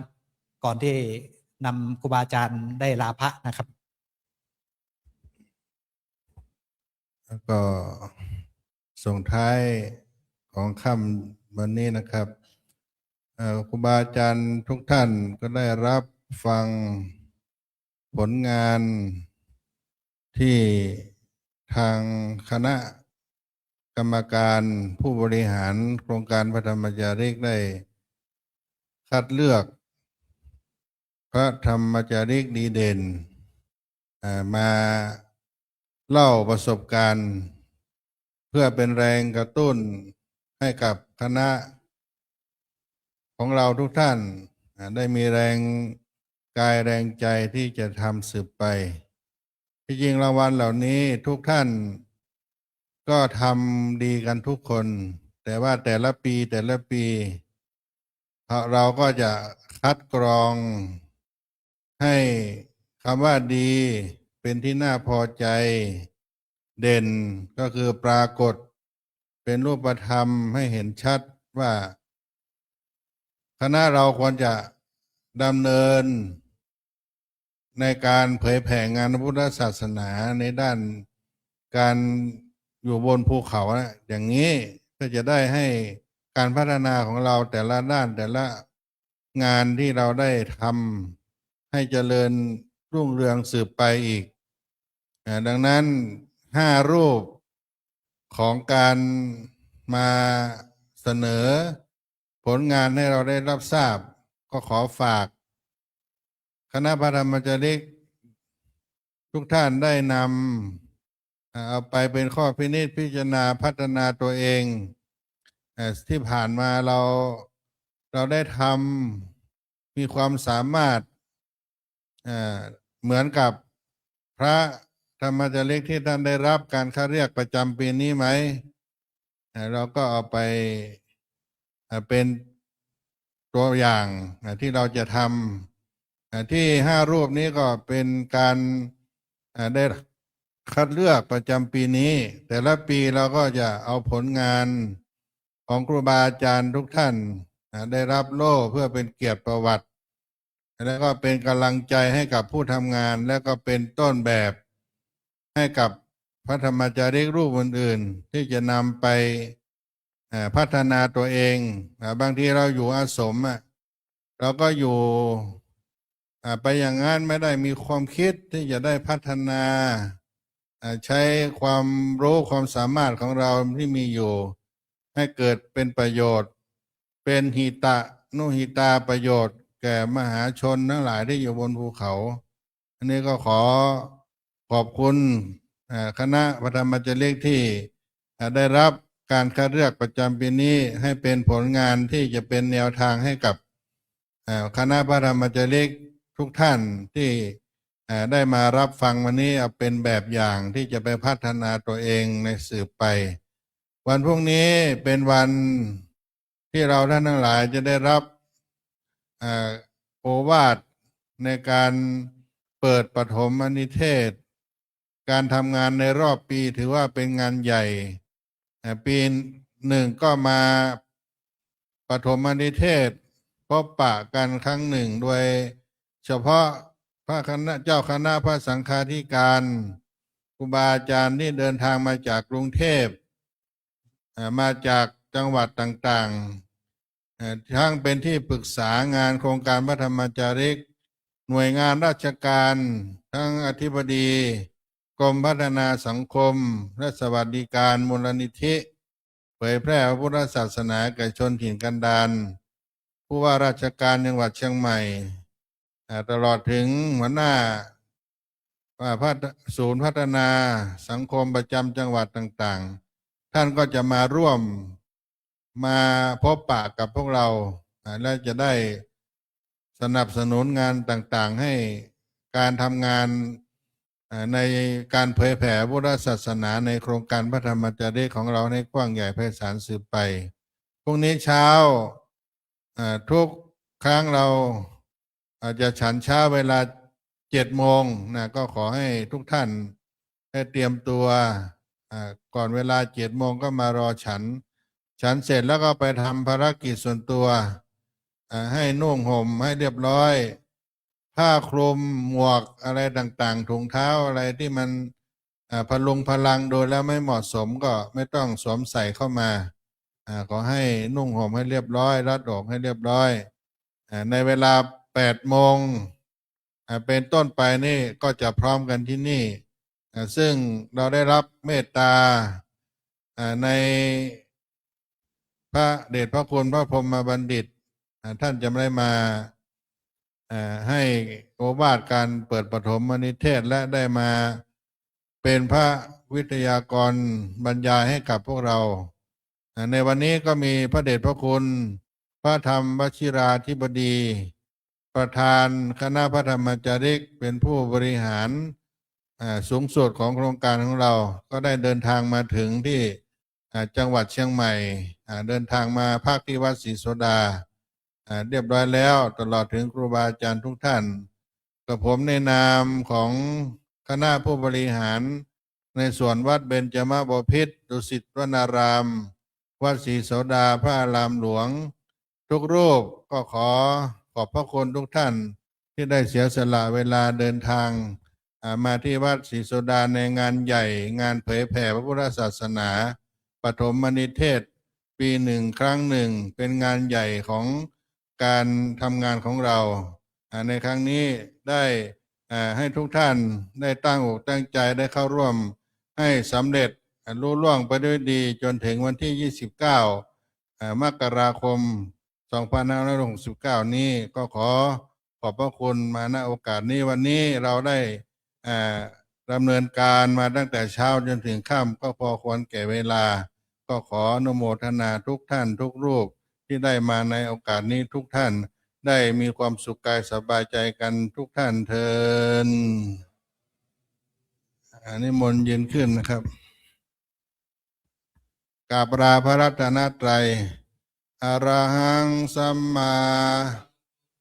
ภะคะวาพุทธังภะคะวันตังอภิวาเทมิสวากขาโตภะคะวะตาธัมโมธัมมังนามัสสามิสุปฏิปันโนสาวกสังโฆสังฆังนามามิขอบคุณทุกท่านนะครับนิมนต์ทุกรูปนั่งลงก่อนนะครับนำลงขอแป๊บเดียวนะครับนิมนต์ครูบาอาจารย์นั่งลงก่อนนะครับนั่งที่เดิมก่อนนะครับเราได้รับเมตตาธรรมนะครับจากพระเดชพระคุณหลวงพ่อพระธรรมวชิราธิบดีประธานคณะธรรมจาริกได้นำกระเป๋า61 ปีโครงการธรรมจาริกนะครับมาถวายธรรมจาริกนะครับในวันนี้เดี๋ยวก็จะให้ทีมงานยกมาด้านหน้าครับเดี๋ยวจะได้เมตตาท่านอาจารย์พระครูปัญญาสังฆการในนามของพระเดชพระคุณหลวงพ่อพระธรรมวชิราธิบดีนะครับได้ถวายแก่พระธรรมจาริกทุกรูปนะครับรูปละ1 ใบนะครับยกมาด้านหน้าเลยครับยกมาด้านนี้ครับเอาให้เมตตาท่านอาจารย์พระครูปัญญาสังฆการรองประธานคณะธรรมจาริกในนามของพระเดชพระคุณหลวงพ่อพระธรรมวชิราธิบดีได้น้อมถวายครูบาอาจารย์ด้านหน้าแล้วก็เดี๋ยวจะให้เจ้าที่นะครับได้ถวายนะครับด้านหลังนะครับ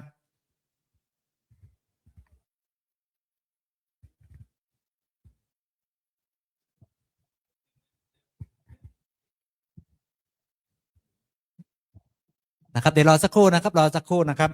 ซึ่งปีนี้นะครับเป็นกระเป๋าเจ้าที่ช่วยมาจัดเตรียมด้านหน้านะครับ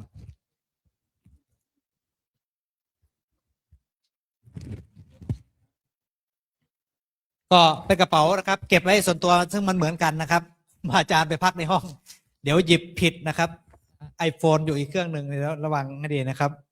แล้วก็สมุดโน้ตปากกาหายอีกนะครับถุงย่ามรับเสร็จแล้วก็พักผ่อนตามปัญญาไสนะครับนิมนต์นะครับหลวงพี่สมัยครับหลวงพี่สมัยครับเป็นพระหนุ่มที่สุดในโครงการธรรมจาริกนะครับครับหลวงพี่สมัยนะครับหลวงพ่อสมัยนะครับ ท่านนิมนต์นะครับนิมนต์รับเสร็จแล้วก็พักผ่อนตามอัธยาศัยนะครับรูปละหนึ่งนะครับ1 ชุดนะครับ1 ชุดนะครับถวายวันนี้นำไปใช้ได้เลยนะครับ ซึ่งได้รับเมตตาธรรมจากพระเดชพระคุณหลวงพ่อพระธรรมวชิราธิบดีประธานคณะพระธรรมจาริก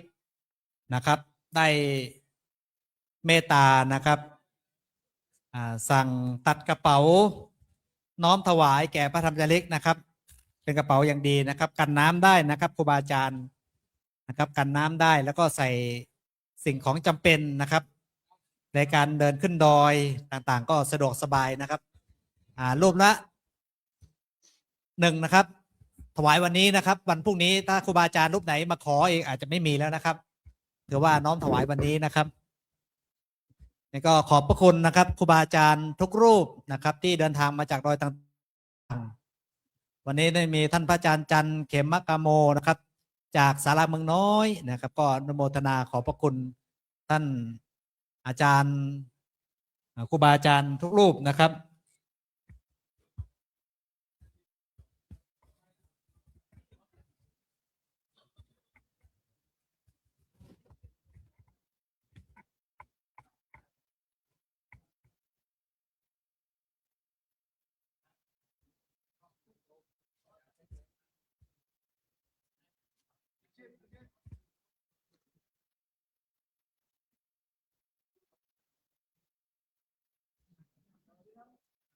นะครับวันพรุ่งนี้นะครับครูบาอาจารย์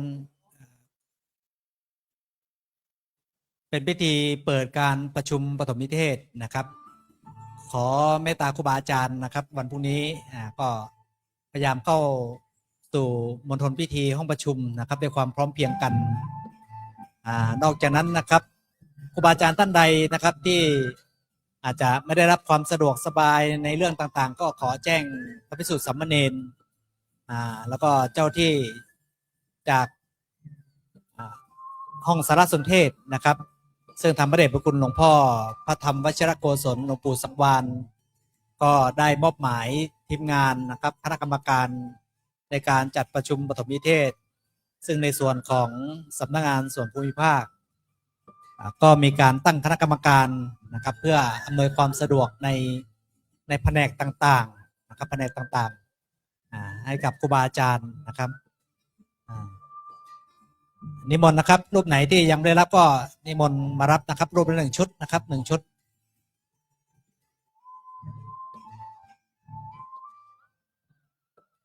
นะครับรูปละ1 ใบนะครับ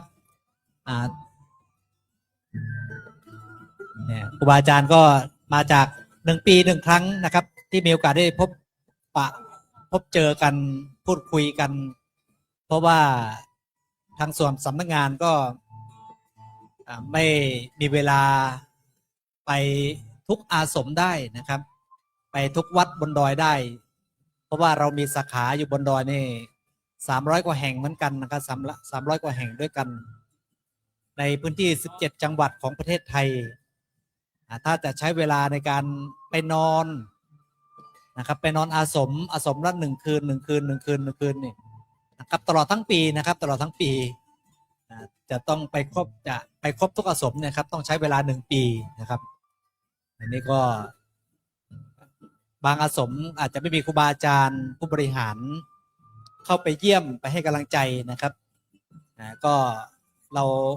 มาประชุมปฐมนิเทศก็ถือว่าเรามาพบกันปีละครั้งนะครับปีละครั้งซึ่งปีนี้นะครับตั้งแต่ปลายปี 2568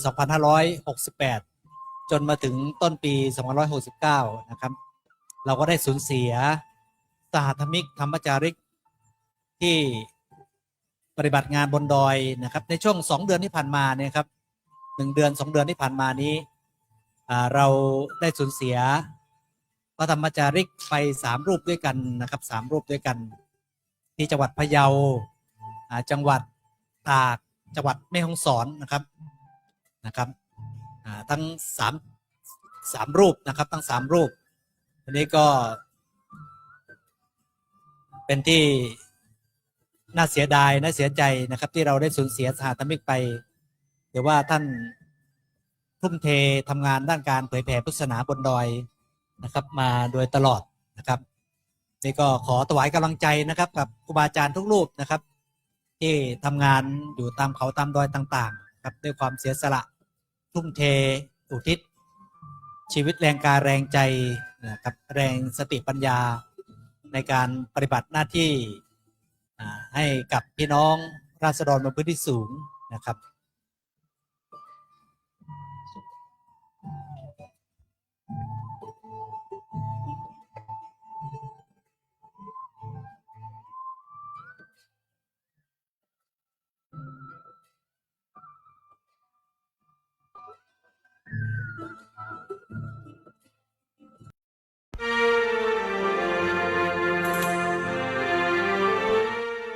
จรถะภิกขเว จาริกัง พหุชนะหิตายะ พหุชนะสุขายะ ดูก่อนภิกษุทั้งหลาย เธอทั้งหลายจงจาริกไป เพื่อประโยชน์สุขแก่ชนจำนวนมาก นี่คือสัจจะวาจาที่เป็นดั่งเข็มทิศนำทางของจิตวิญญาณแห่งพระธรรมจาริก ย้อนกลับไปในปีพุทธศักราช 2508 ท่ามกลางความทุรกันดารและรอยต่อแห่งการเวลาบนพื้นที่สูง โครงการพระธรรมจาริกได้ถือกำเนิดขึ้นจากดำริของสมเด็จพระพุทธชินวงศ์เพื่อนำแสงสว่างแห่งธรรมไปประสานใจพี่น้องชาติพันธุ์ให้เป็นหนึ่งเดียวกับแผ่นดินไทย จากก้าวแรกของผู้บุกเบิกสู่รากฐานที่มั่นคงในวันนี้ พระธรรมจาริกไม่ใช่เพียงผู้เผยแผ่ศาสนาแต่คือพระนักพัฒนาผู้ปิดทองหลังพระที่อยู่เคียงข้างดูแลทั้งปากท้องและจิตใจของชุมชนมายาวนานกว่า 60 ปี ด้วยพระมหากรุณาธิคุณในพระบาทสมเด็จพระบรมชนกาธิเบศรมหาภูมิพลอดุลยเดชมหาราชบรมนาถบพิตรที่ทรงเล็งเห็นถึงความสำคัญของการศึกษาพระสงฆ์จึงทรงพระกรุณาโปรดเกล้าโปรดกระหม่อมให้ก่อตั้งโครงการทุนเล่าเรียนหลวงสำหรับพระสงฆ์ไทยขึ้นเพื่อสร้างศาสนทายาทให้เปี่ยมด้วยปัญญาและความรู้และในรัชกาลปัจจุบันพระบาทสมเด็จพระเจ้าอยู่หัวทรงสืบสารรักษาและต่อยอดพระราชปณิธานอันยิ่งใหญ่นำมาสู่การผนึกกำลังครั้งประวัติศาสตร์ระหว่างจิตวิญญาณนักปฏิบัติของพระธรรมจาริกและโอกาสทางการศึกษาของทุนเล่าเรียนหลวงก่อเกิดเป็นพลังขับเคลื่อนใหม่ในนามโครงการอบรมพระธรรมจาริกทุนเล่าเรียนหลวงรุ่นที่ 5 ณ วัดเบญจมบพิตรดุสิตวนารามพระธรรมจาริกและพระธรรมจาริกอาสาจำนวน73รูปได้มารวมตัวกันเพื่อรับการถ่ายทอดองค์ความรู้ทั้งยุทธศาสตร์การเผยแผ่เชิงรุกการเข้าใจบริบทชาติพันธุ์และการใช้สื่อเทคโนโลยีสมัยใหม่เพื่อให้เท่าทันโลกและเข้าถึงใจคนรุ่นใหม่แต่ความรู้ภายนอกต้องคู่กับความแกร่งภายใน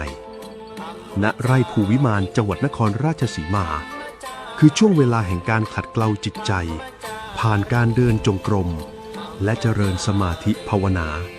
เพื่อสร้างเกราะคุ้มกันทางใจให้เข้มแข็งพร้อมเผชิญทุกอุปสรรคในสมรภูมิแห่งศรัทธา